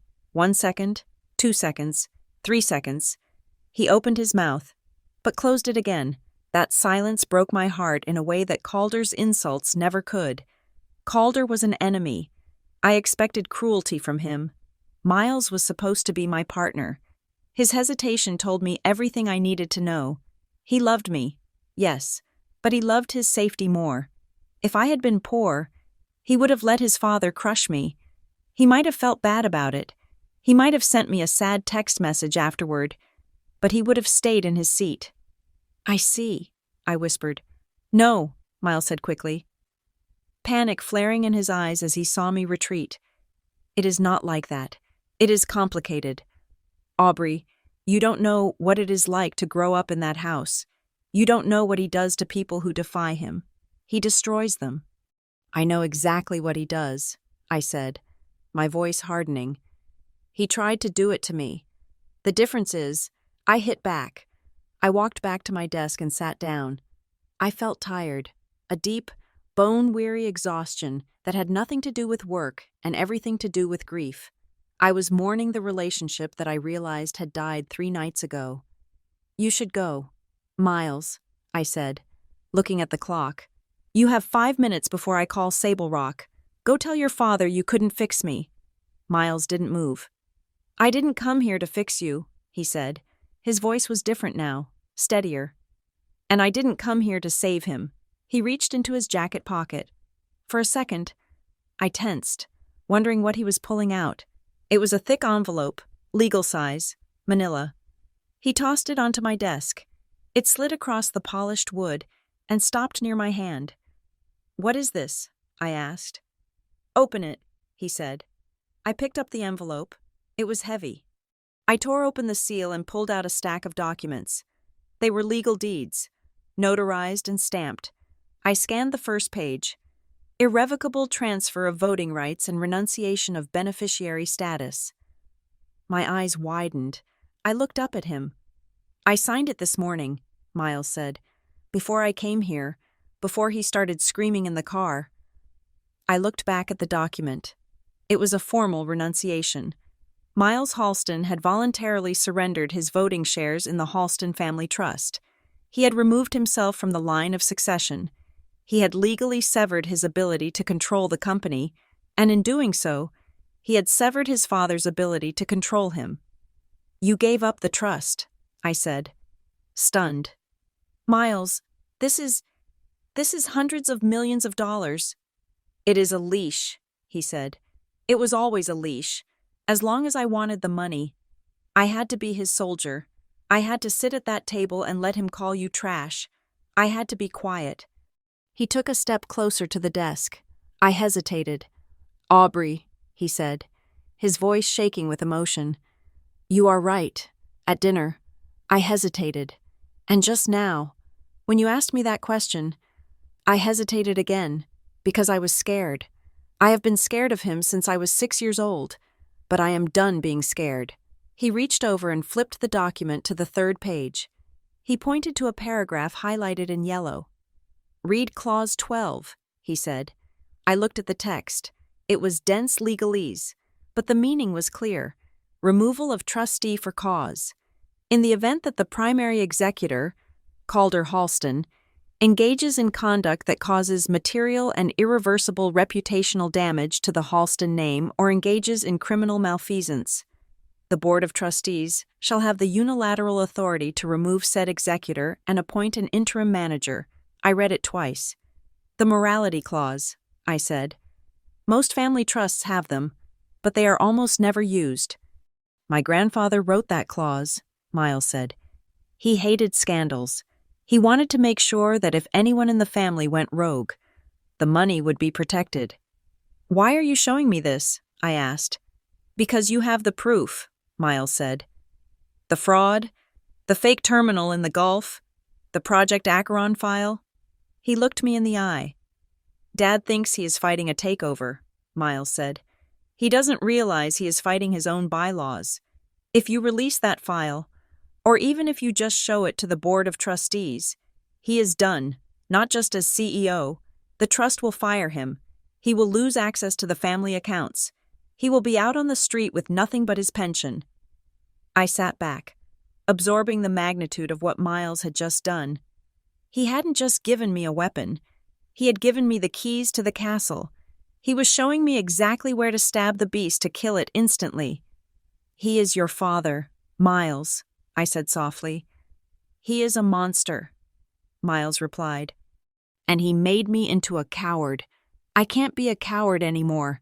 Not if I want to be the man who deserves you." He reached into his other pocket and pulled out a single white envelope. He placed it on top of the legal deeds. "What is that?" I asked. "My resignation," he said. "From Halston Maritime Energy, effective immediately." "You are quitting?" "I am choosing to leave the cage," Miles said. "I don't want the company. I never did. I wanted to build houses. I wanted to design things. I let him bully me into the boardroom because I thought it was my duty. But my duty isn't to him. It is to myself." He looked at me, and for the first time in 3 days, his eyes were clear. The fear was gone. The hesitation was gone. In its place was a quiet, sad resolve. "You are the future, Aubrey," he said. "Dad knows it. That is why he hates you. He looks at you, and he sees everything he can't buy and everything he can't control. He is terrified of the future." "The future is dangerous," I said, my voice steady. "It creates storms." "I know," Miles said. "And you were right. You said the future needs people who can stand straight from the start." I couldn't do that. I bent. I broke. He touched the edge of the desk. "I can't undo the dinner," he said. "And I can't undo the silence, but I can make sure he never hurts you, or anyone else, again. Take the clause. Aubrey, use it. Finish him." He turned to leave. "Miles," I called out. He stopped, his hand on the doorknob. I looked at the man standing there. He wasn't the perfect boyfriend I had fantasized about. He was flawed. He was damaged. But standing there, stripped of his inheritance, stripped of his title, and stripped of his father's protection, he looked more like a man than he ever had in a tuxedo. "You finally found it," I said. "Found what?" he asked, looking back. "Your spine," I said. A faint, sad smile touched his lips. "It cost me $1 billion. "It was a bargain," I said. He nodded once, opened the door, and walked out. I was alone again. The clock read 11 o'clock. The deadline had arrived. I looked at the documents on my desk, the resignation letter, the deed of transfer, the morality clause. Calder Halston thought he was playing a game of chicken with a tech company. He thought he could bluff his way out of a financial hole. He had no idea that his own son had just walked into the enemy camp and handed over the launch codes. I picked up the phone. "Tessa," I said. "Yes, Aubrey?" "Get me the contact information for the chairman of the Halston Family Trust," I said. "And tell the legal team to stand down on the bankruptcy filing. We are not going to sue Calder." "We aren't?" Tessa sounded confused. "No," I said, running my finger over the signature on Miles's resignation letter. "We are going to fire him." I hung up the phone and walked to the window. Down on the street, I saw a black car pulling away. I saw a figure getting into a cab. Miles. He was leaving the orbit of the Halston star. He was drifting out into the dark, cold universe on his own. I felt a pang of loss, sharp and deep. I loved him. I still did. But love wasn't enough to bridge the gap between who I was and who he had been. Maybe, just maybe, now that he was free, he could grow into someone who could meet me in the middle. But that was a thought for tomorrow. Today, I had an empire to topple. I picked up the encrypted tablet containing the Project Acheron files. I picked up the trust documents Miles had given me. I walked out of my office and headed toward the elevator. "Where are you going?" Tessa asked, running to catch up with me. "To the Board of Trustees," I said. "I am going to show them what their CEO has been doing with their money." "And the deadline?" Tessa asked. "What about Calder?" I pressed the button for the lobby. "Calder is already dead," I said. "He just hasn't checked his pulse yet." The press release hit the wire services at exactly 8 o'clock on Wednesday morning. It was short, brutal, and designed to cause maximum damage with minimum word count. Vanterre Gridworks formally announces the termination of all exclusive negotiation periods with Halston Maritime Energy. Vanterre is now exploring alternative strategic partnerships with market leaders committed to transparent and sustainable governance. We did not name Sable Rock Power in the official statement. We didn't have to. Julian Pike had already whispered the name to a contact at the Wall Street Journal over drinks the night before. By 8:15, the headline on the Bloomberg terminal read, "Vanterre walks away from Halston. Rumored talks with Sable Rock heat up." The market reacted with the violence of a panicked animal. Halston Maritime Energy stock, which had already been wobbling, fell off a cliff. At the opening bell, it plummeted 12%. By 10 o'clock, it was down 25%. The sharks smelled the blood in the water. Then came the second blow. Standard & Poor's issued a credit watch alert. They cited concerns over liquidity and the potential breach of debt covenants. They warned that if Halston did not secure a capital injection within 30 days, their credit rating would be downgraded to junk status. It was the death spiral. Once the rating drops, the interest rates spike. When the rates spike, the cash flow dries up. When the cash dries up, the company dies. I sat in the war room at Vanterre, watching the red numbers on the screen. It was a demolition, controlled and precise. "They are calling," Tessa said, looking at the switchboard. "Calder's office, the CFO. Even the board members are trying to get through." "Let them ring," I said. "We are not talking to the management anymore. We are talking to the owners." "The owners?" Tessa asked. "The bondholders," I said. "The people who actually own the company's debt. They are the only ones who matter now." At 2 o'clock that afternoon, an emergency conference call was convened by the ad hoc committee of Halston bondholders. This was a group we had quietly assembled over the last 48 hours. It included 2 major pension funds, a nervous insurance company, and by holding the largest single block of distressed debt, Ashlar Ridge Capital. I dialed in from my office, keeping my video off initially. Julian Pike was physically present at the meeting in a conference room in Midtown, acting as the face of the committee. Calder Halston was on the other end of the line, along with his CFO. I could hear the strain in his voice. He sounded like a man trying to hold back a landslide with his bare hands. "This is a temporary setback," Calder was saying, his voice tight. "The Vanterre deal is paused, yes, but we are confident we can bring them back to the table. Our fundamentals are strong." We just need a waiver on the covenant testing for this quarter. Mr. Halston, Julian Pike cut in, his voice smooth and deadly. With all due respect, the market disagrees. Your bonds are trading at 60 cents on the dollar. The rating agencies are sharpening their knives. We are not here to discuss waivers. We are here to discuss restructuring. Restructuring?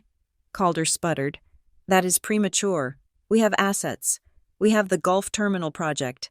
I smiled grimly at the mention of the Phantom Terminal. He was still lying. The committee is not interested in your projections. Calder, Julian said. We are interested in protecting our principal. We believe the current management has lost the confidence of the capital markets. However, there is a solution on the table. What solution? Calder asked. Wary. There is an investor willing to inject $1,500,000,000 into the company immediately, Julian said. This would retire the toxic short-term debt, satisfy the covenants, and stabilize the stock price. It would save the company from bankruptcy. There was a silence on the line. I could practically hear Calder's heart restart. $1.5 billion.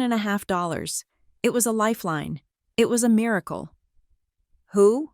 Calder asked breathlessly. Who is the investor? Ashlar Ridge Capital, Julian said. I don't know them, Calder said. Are they private equity? Middle East money? They are a domestic holding company, Julian said. They have been acquiring a significant position in your debt over the last week. They are now your largest creditor, and they are willing to convert that debt into equity and provide fresh capital. What are the terms? Calder asked. The desperation was palpable. He was ready to sign anything to save his skin. The terms are standard for a rescue financing, Julian said. Ashlar Ridge will acquire a controlling 60% stake in Halston Maritime. The current board will be dissolved and reconstituted, and there is one condition regarding executive leadership. I can stay on as chairman, Calder offered quickly. I understand if I need to step back from the day-to-day CEO role, but the Halston name needs to stay at the top. Actually, Julian said, the investor insists on a complete change of control. The Halston family will retain a minority interest, but no management role.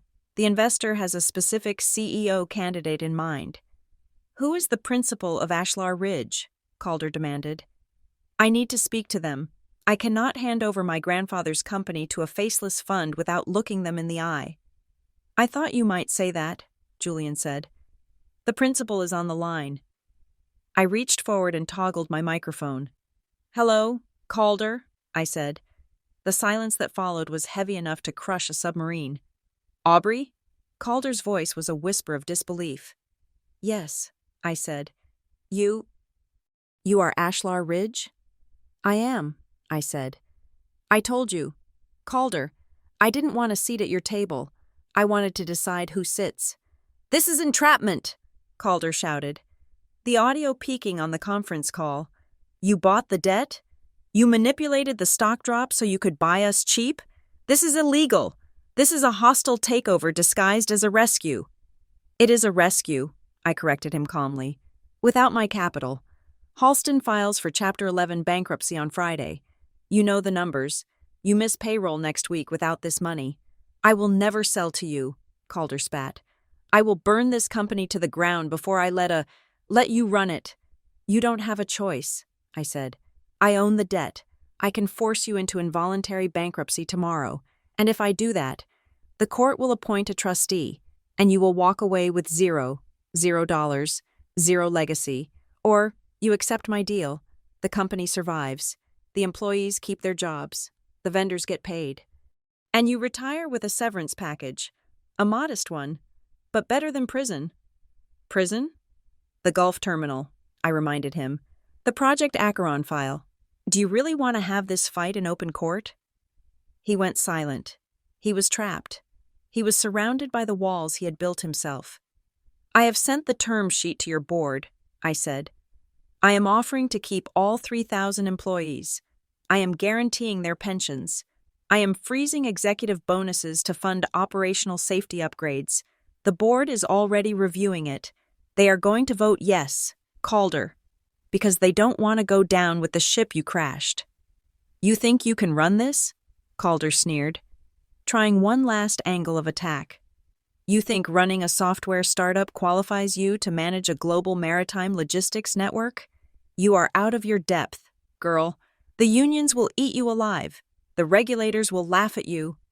The unions hate you, I said. And the regulators are currently investigating you. I think I will take my chances. I ended the call. I leaned back in my chair. The adrenaline was still pumping, but I knew the hardest part was just beginning. Calder was cornered, and cornered animals bite. He didn't sign the deal immediately. Instead, he went to the press. If he couldn't beat me in the boardroom, he decided to destroy me in the court of public opinion. He hired a crisis PR firm known for black ops reputation management. By 6 o'clock that evening, the hit pieces started dropping. The New York Post ran a headline, "From Diner Waitress to Billionaire's Executioner, the Secret Past of Aubrey Wood." They dug up everything. They found photos of me from college, waiting tables in a greasy apron, looking tired and unpolished. They interviewed a bitter ex-landlord from Scranton who claimed I was late on rent 15 years ago. They spun a narrative that I was an uneducated, manipulative gold digger who had seduced Miles Halston solely to get inside information to destroy his father's company. Calder gave a quote to the Wall Street Journal. Anonymous, but obviously him. This is not a business transaction. This is a personal vendetta by an unqualified individual who is using illicit gains to dismantle an American institution. The employees of Halston Maritime deserve better than to be led by someone with zero experience in the real industrial world. He was trying to paint me as trash again. He was trying to weaponize my class background to make the shareholders and the public doubt my competence. He wanted to make waitress a dirty word. Tessa came into my office, holding a tablet with a look of horror on her face. "It is trending," she said. "The hashtag corporate vulture. They are saying you are going to fire everyone. They are saying you are just stripping assets. The unions are getting nervous. There are rumors of a strike if the takeover happens." I looked at the photo on the screen. It was me at 19, hair frizzy, holding a tray of dirty dishes. I looked exhausted in the picture. I remembered that shift. I had worked a double to pay for my calculus textbooks. "He thinks this hurts me," I said, studying the image. "It is ugly, Aubrey," Tessa said.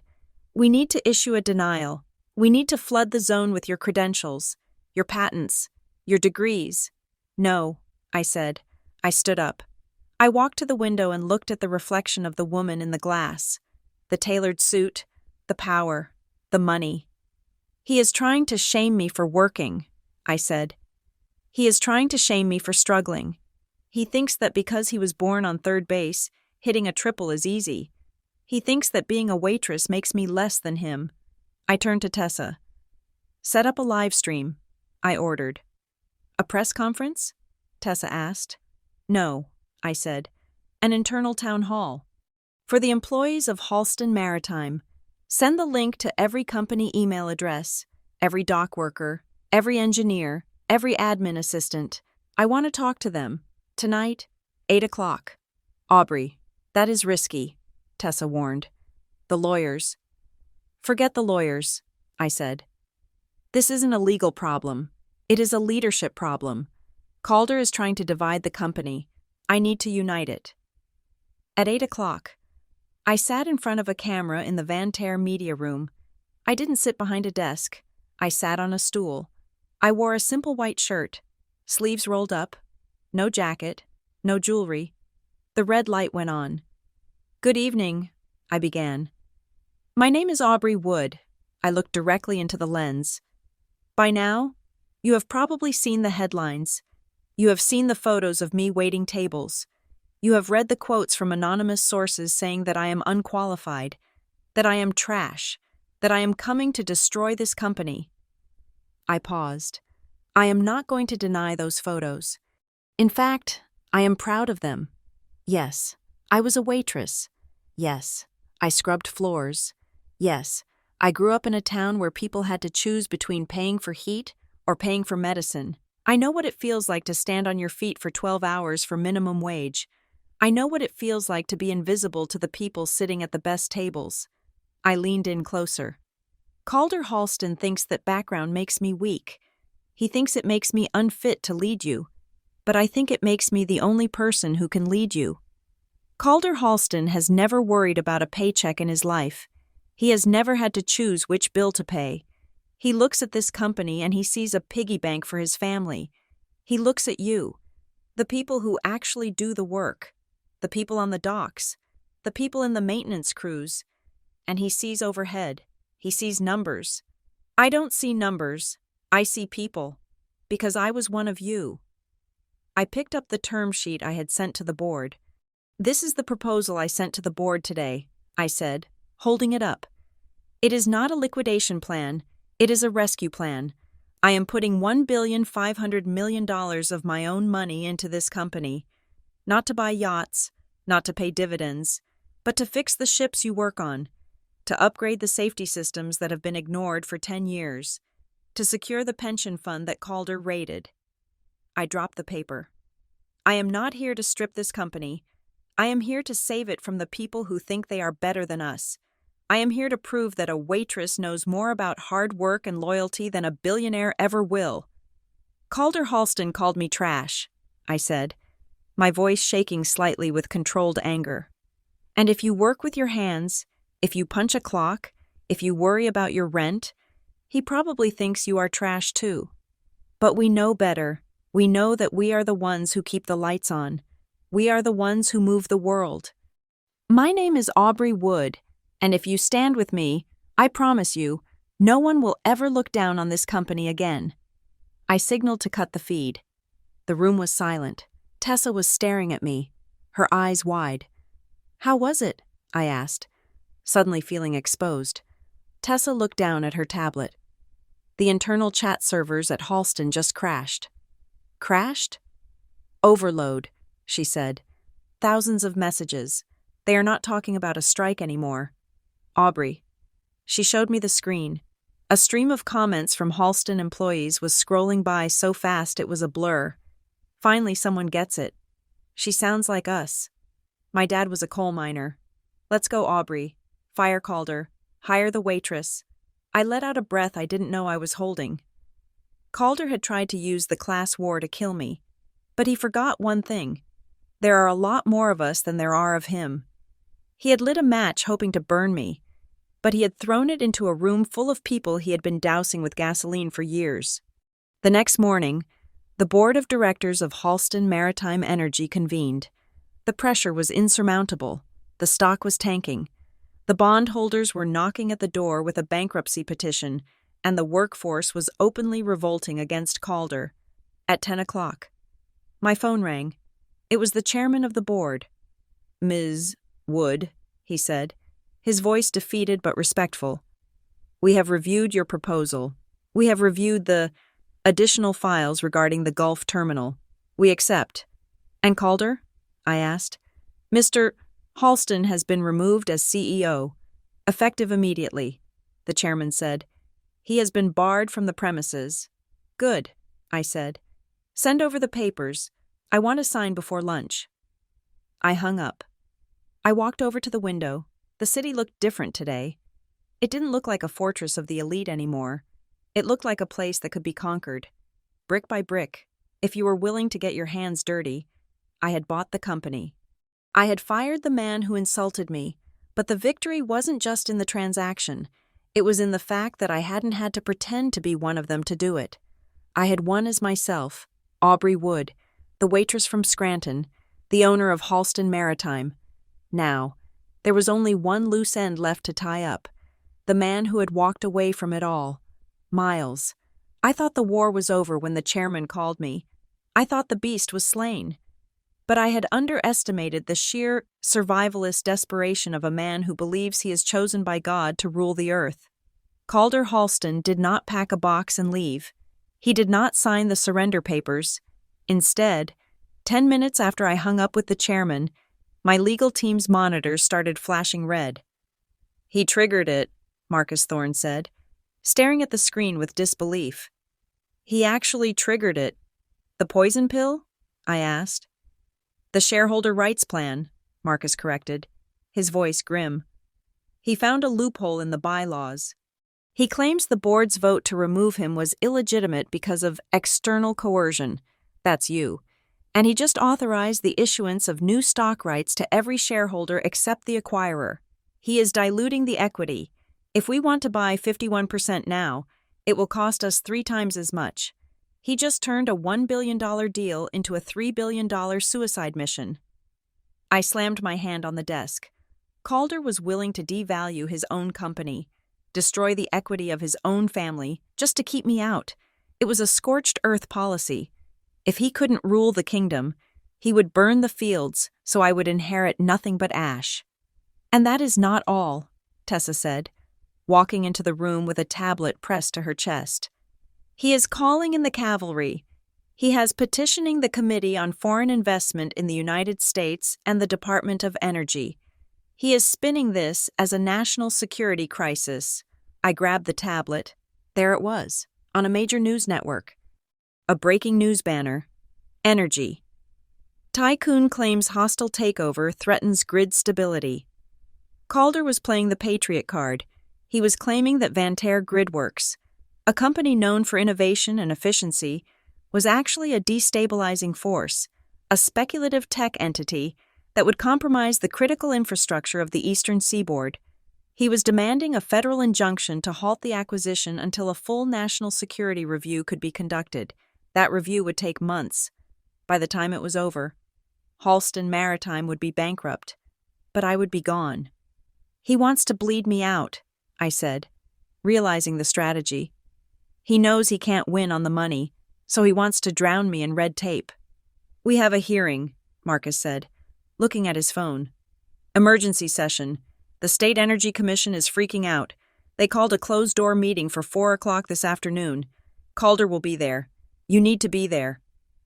I felt a cold rage settle in my stomach. Fine. If he wants to talk about safety, let's talk about safety. The hearing took place in a windowless room in a government building in downtown Manhattan. The air was stale and smelled of floor wax. 5 commissioners sat behind a raised dais. Calder sat at the table on the left, flanked by 3 lawyers in suits that cost more than my first car. He looked terrible, yet energized by the fight. His eyes were manic. When he saw me enter, he didn't sneer. He looked through me.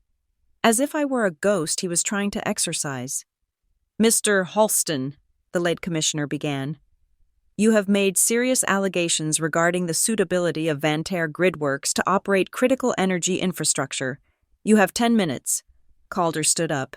He buttoned his jacket. He put on his best statesman voice, the one he used for fundraising galas. Commissioners, he said, this is not about business. This is about keeping the lights on in New York. Halston Maritime has been the guardian of this region's energy for 50 years. We deal with volatile fuels. We deal with complex logistics. Ms. Wood runs a software company.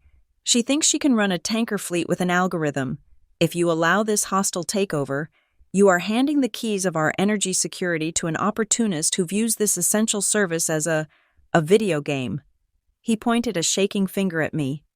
She is a predator, he declared. She manipulated our debt. She spread rumors to crash our stock. And now she wants to dismantle a legacy for parts. I am asking for an injunction to protect the public, to protect the citizens. It was a good performance. If I didn't know him, I might have voted for him. Ms. Wood, the commissioner said, turning to me. Your response? I didn't stand up. I didn't make a speech. I simply signaled to Marcus, who placed a heavy banker's box on the table with a loud thud. Commissioners, I said, my voice steady. Mr. Halston talks about safety. He talks about guardianship, but he is confusing protection with cover-ups. I opened the box and pulled out a binder. This is the maintenance log for the Halston terminal in New Jersey, I said. For the last 3 years, the safety valves on the LNG tanks have been flagged for replacement. Every request was denied by the CEO's office. Reason listed, budgetary constraints. I pulled out another binder. This is the internal report on the fleet. I continued. 4 tankers are currently operating with single hulls in zones that require double hulls, a direct violation of maritime law, approved by Calder Halston. I looked at Calder. He was pale. And this, I said, holding up a black folder. This is the diligence report on the covenant breach. Halston Maritime is not at risk because of me. It is at risk because it is insolvent. If I do not inject capital by Friday, the company defaults. The ships stop moving. The fuel stops arriving. The lights go out. I looked at the commissioners. The threat to national security isn't the software company that wants to fix the grid, I said. It is the bankrupt gambler who broke it. The room was silent. The commissioners looked at the documents, then at Calder. The narrative had flipped. I wasn't the barbarian at the gate. I was the structural engineer pointing out the cracks in the dam. Then, the door opened. It wasn't a lawyer. It was a woman. She was in her late 60s, wearing a tweed suit and pearls. She walked with a cane, but her movement was regal. Calder's head snapped around. Livia? It was Livia Halston, Calder's aunt, a member of the board of trustees, a woman who had been a silent fixture in the background of every family photo, known for her charity work and her silence. I apologize for the interruption. Commissioners, Livia said, her voice soft but crystal clear. But as a member of the Halston board, I felt it necessary to speak. Aunt Livia, go home, Calder hissed. You don't know what you are doing. I know exactly what I'm doing. Calder, she said, not looking at him. She walked to the microphone. For 40 years, Livia said to the room, I have watched my nephew run this company. I have watched him treat it like a private fiefdom. I stayed silent because I believed he was, at heart, a steward of the family name, but I was wrong. She turned to face him. You have not been a steward. Calder, you have been a parasite. You have drained the accounts. You have lied to the family about the debt. And now, you are willing to destroy the company, to trigger a poison pill that hurts every cousin, every niece, every grandchild who relies on this trust, just to save your own pride. She looked at the commissioners. The Halston Family Trust does not support Mr. Halston's request for an injunction, she stated. We support the acquisition by Vantair Gridworks. We want to save our company. And we want to fire him. Calder looked like he had been shot. The betrayal was absolute. The one thing he relied on, the monolith of the family, had just crumbled. You are senile, Calder shouted, losing control. She's confused. She doesn't speak for the board. She speaks for me. The voice came from the back of the room. Miles stepped out of the shadows. He was wearing a dark suit, no tie. He looked tired, but solid. He walked down the aisle, past the lawyers, past me, and stood next to his great-aunt. Miles, Calder whispered, don't do this. It is over, Dad, Miles said. I submitted my affidavit to the commission this morning. I detailed the off-balance sheet maneuvers you forced me to sign off on 3 years ago. I am done covering for you. He looked at the commissioners. If you grant this injunction, Miles said, I will hold a press conference on the steps of this building and I will resign from the family name publicly. I will tell the world exactly how safe Halston Maritime really is under my father's leadership. The room felt incredibly small. The air was sucked out of it. It was a Greek tragedy playing out under fluorescent lights, the father, the son, and the empire burning between them. The lead commissioner cleared his throat. He looked at the pile of safety violations I had presented. He looked at Livia. He looked at Miles. Mr. Halston, the commissioner said, the request for an injunction is denied. The acquisition may proceed pending standard regulatory review. And frankly, sir, based on these documents, I suggest you retain counsel for criminal negligence. Calder stood there for a moment, swaying slightly. Then he turned and stormed out of the room. His lawyers scrambling to catch up. I didn't celebrate. I just looked at Miles. He nodded at me, a short, sharp nod, and then turned to help Livia out of the room. But Calder wasn't done. A cornered rat has one last bite. An hour later, I was back in my office, preparing for the final bondholder vote that would override the poison pill. My phone rang. It was a number I didn't recognize. I picked it up. $500 million. It was Calder. His voice was calm now, terrifyingly calm. "Excuse me?" I said. "I have liquid assets," Calder said. "Offshore, untraceable. I will transfer $500 million to an account of your choosing. Tonight, cash, tax-free." "You are trying to bribe me?" I asked, signaling Tessa to start recording the call. "I am trying to pay a toll," Calder said. "Walk away. Aubrey, take the money, go buy an island, go be a billionaire somewhere else. Just leave Halston to me. Leave the legacy alone." "You think you can buy me out?" I asked. "Everyone has a price, Aubrey," he said. "I know where you come from. I know what $500 million means to a girl from Scranton. It means you never have to work again. It means you win. You beat the system. Just take the check and disappear." I laughed. It was a dry, humorless sound. "You really don't understand, do you?" I said. "You think everyone has a price because you have a price. You measure the world in dollars. I measure it in value. And you, Calder, have zero value." "Don't be stupid," he snarled. "If you push this, I will destroy you. I have files. Aubrey, I have things on you."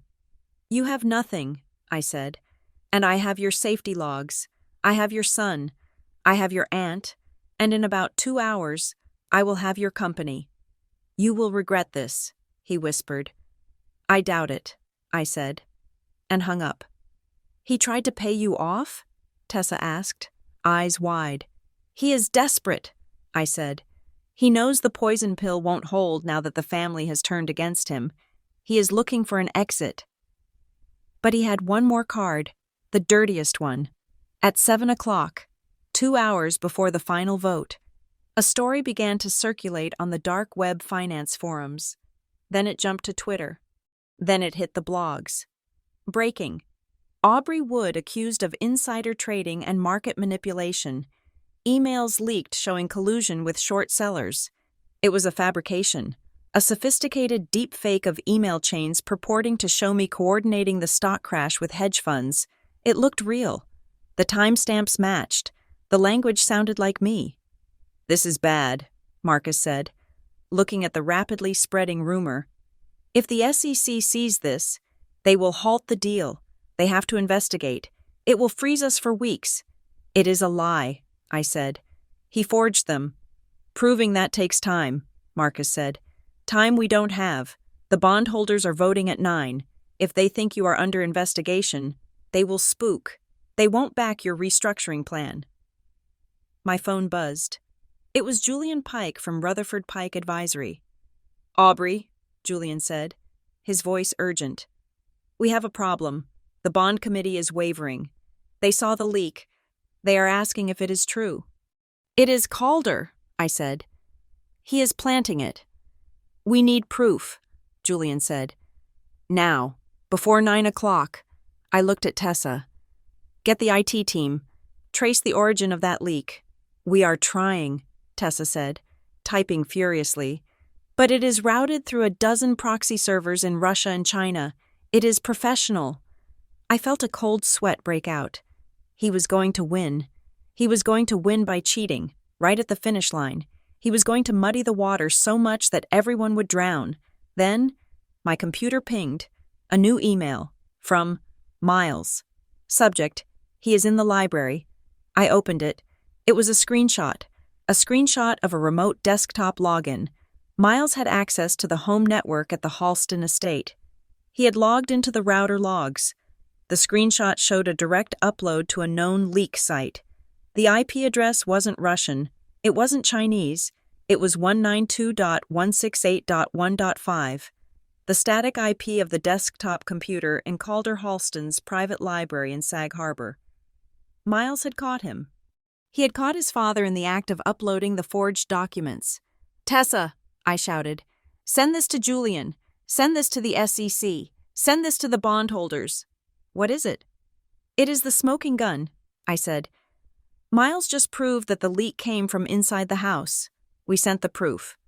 Julian Pike forwarded it to the bond committee with a note. Attempted market manipulation by current management confirmed. Trace logs attached. The rumor died as quickly as it had started. The bondholders saw the desperation. They saw the criminality. At 9 o'clock, the vote was held. I sat in the conference room, staring at the speakerphone. The ad hoc committee of bondholders has reached a decision, the representative said. We vote 100% in favor of the restructuring plan proposed by Ashlar Ridge Capital. We move to immediately enforce the change of control provisions and remove the current board of directors. It was done. The poison pill was neutralized by the overwhelming vote of the debt owners. The injunction was denied. The family had defected. The bribe was rejected. The leak was exposed. Calder Halston was out. I stood up. My legs felt shaky. It wasn't triumph. It was relief. It was the feeling of putting down a heavy load after walking 1,000 miles. We did it, Tessa whispered. Not yet, I said. We own it. Now we have to run it. I looked at the phone. I owed Miles a call. I owed him everything. But that would have to wait. Because tomorrow morning, I had to walk into Halston Maritime Energy, my company, and look 3,000 people in the eye and tell them that the war was over. And I had to decide what to do with the man who had started it all. Calder was no longer the CEO. Now, he was just a trespasser, and I had a very specific way I wanted to handle trespassers. Monday morning broke over New York City with a heavy, leaden sky. It was raining, a relentless gray drizzle that slicked the streets and mirrored the mood inside the headquarters of Halston Maritime Energy. The elevator ride to the 50th floor felt different today. Usually, my stomach would be tight with the nerves of an outsider trying to fake belonging.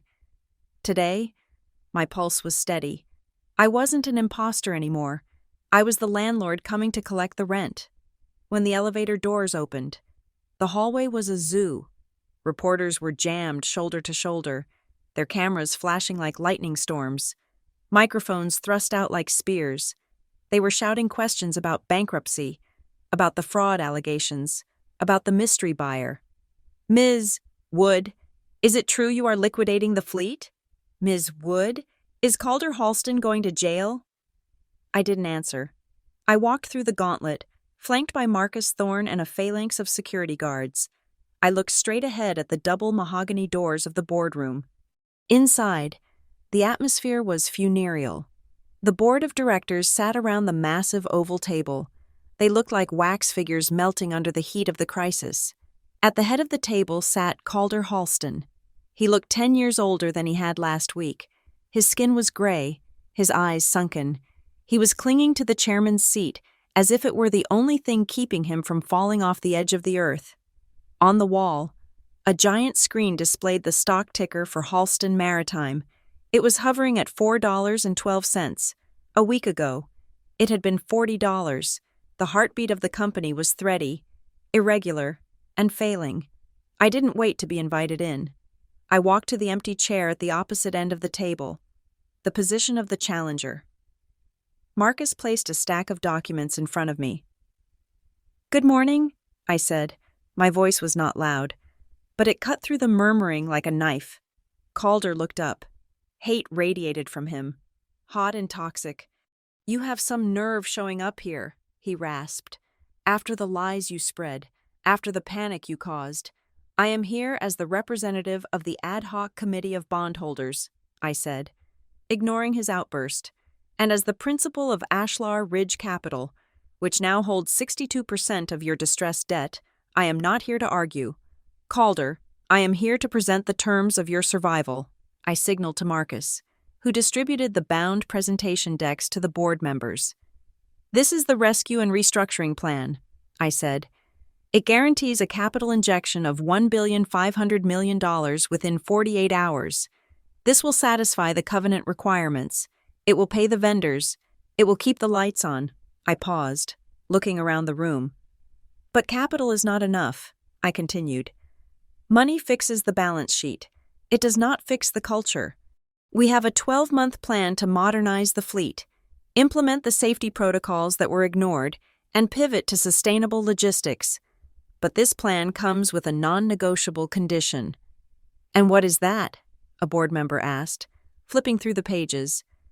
The immediate removal of the toxic leadership that drove this company into the ground, I said. Calder slammed his hand on the table. I am the leadership, he shouted. I am Halston Maritime. My grandfather built this company from a single tugboat. You cannot come in here with your tech money and erase a century of history. We have a legacy. We have honor. We have the blood of this family in the mortar of this building. He was playing the only card he had left, the emotional card, the dynasty card. He was trying to shame the board into protecting him by invoking the ghosts of his ancestors. I let him finish. I let the echo of his shouting fade into the uncomfortable silence. Honor, I repeated, tasting the word. I looked him dead in the eye. Tell me, Calder, I asked softly, which specific branch of your family honor is going to pay the payroll this Friday? Is it the grandfather's ghost? Or is it the fraudulent accounting you used to hide the Gulf terminal? Calder's mouth opened, but no sound came out. Honor doesn't pay the rent for your 3,000 employees, I said, my voice rising slightly. Honor doesn't keep the ships afloat. Cash does, competence does, and you are out of both. I turned to the board. The proposal is on the table, I said. Ashlar Ridge acquires 100% of Halston Maritime Energy at a valuation of $6 per share. It is low, yes, but it is $6 more than zero, which is what you will get if you file for Chapter 11 tomorrow. We assume the debt. We keep the workforce. We save the company. And if we refuse? Livia Halston asked from her seat. She looked at me with a small, encouraging nod. Then I call the bank syndicate at noon, I said. I declare a default, and the liquidation begins. The chairman of the board looked at Calder, then at me. He looked at the terrifying red numbers on the screen. I call for a vote, the chairman said. All in favor of the acquisition proposal by Ashlar Ridge Capital? Hands went up, one by one. Livia's hand went up first, then the independent directors, then, slowly, the cronies Calder had appointed years ago. They knew the ship was sinking, and I was the only life raft. The motion carries, the chairman said. The company is sold. Calder sat frozen. His hands were gripping the arms of his chair so tightly I thought the leather would tear. He had just lost his kingdom. Now, I said, standing up, I have a resolution to read into the minutes, effective immediately. I picked up the single sheet of paper I had prepared. Resolution number 1, I read. Calder Halston is terminated from the position of Chief Executive Officer for cause, citing gross negligence, financial malfeasance, and breach of fiduciary duty. You can't do that, Calder screamed. I have a contract. I have a severance package. Clause 4 of your contract, I interrupted. Severance is voided in cases of willful misconduct. Faking a $400 million terminal counts as willful misconduct. Calder, you get nothing.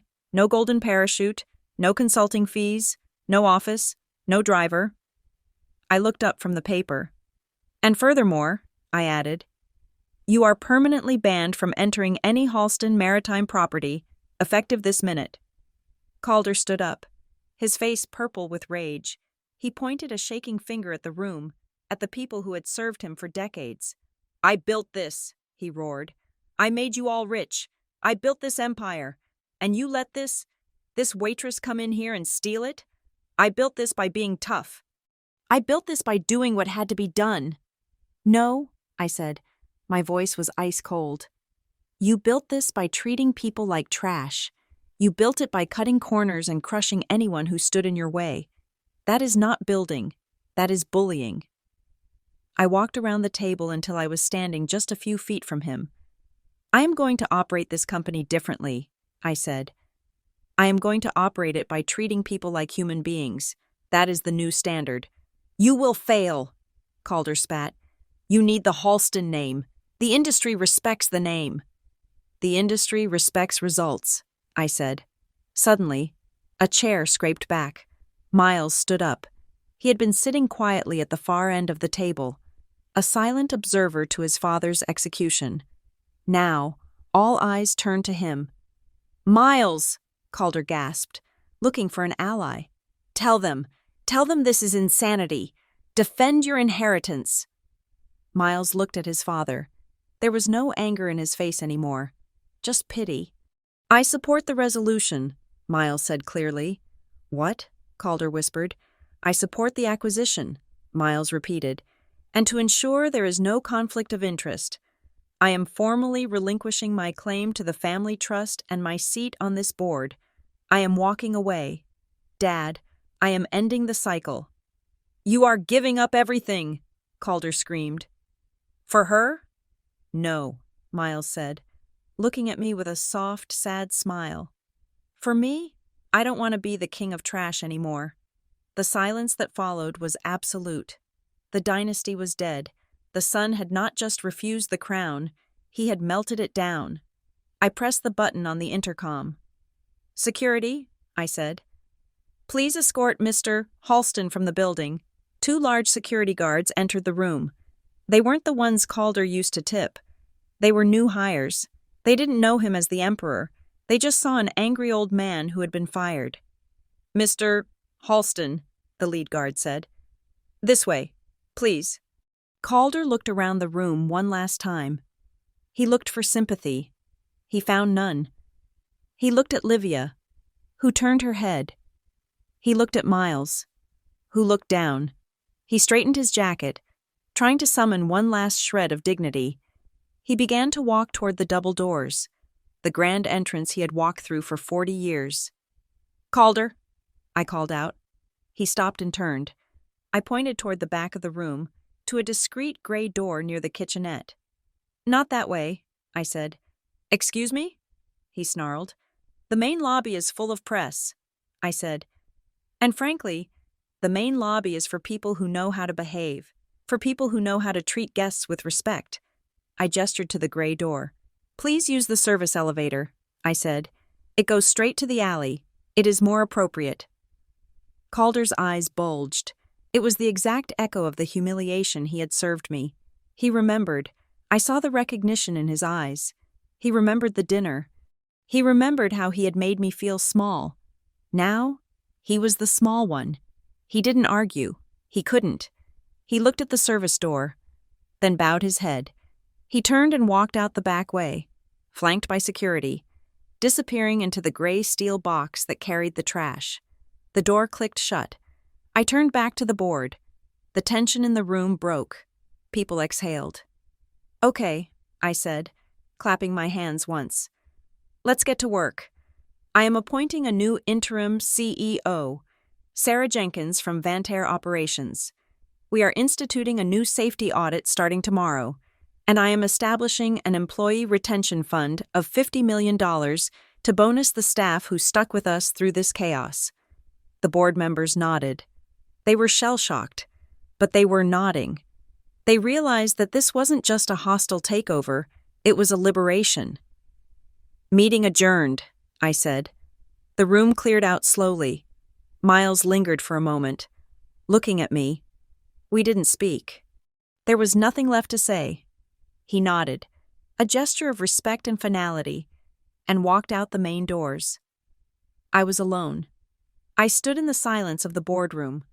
The rain was still falling outside, but inside, the air felt clean. I walked over to the head of the table. The chair where Calder had sat for decades was empty. The leather was still warm. I looked at the massive, polished mahogany table. It was beautiful. It was expensive. It was a symbol of power that had been used to exclude people like me for generations. I ran my hand along the smooth wood. I remembered the texture of the tablecloth at the dinner in Sag Harbor. I remembered the feeling of the napkin in my hand as I stood up to leave. I remembered the burning shame of being told I didn't belong. I smiled. "I didn't ask for a seat," I whispered to the empty room. "I bought the table. Thank you so much for listening to this story. If you enjoyed this revenge drama, please tell me in the comments where you are tuning in from. I would love to connect with you and hear your thoughts on Aubrey's journey. Please subscribe to the channel Jane Revenge Stories, like the video, And support us by hitting the hype button so this story can be heard by even more people.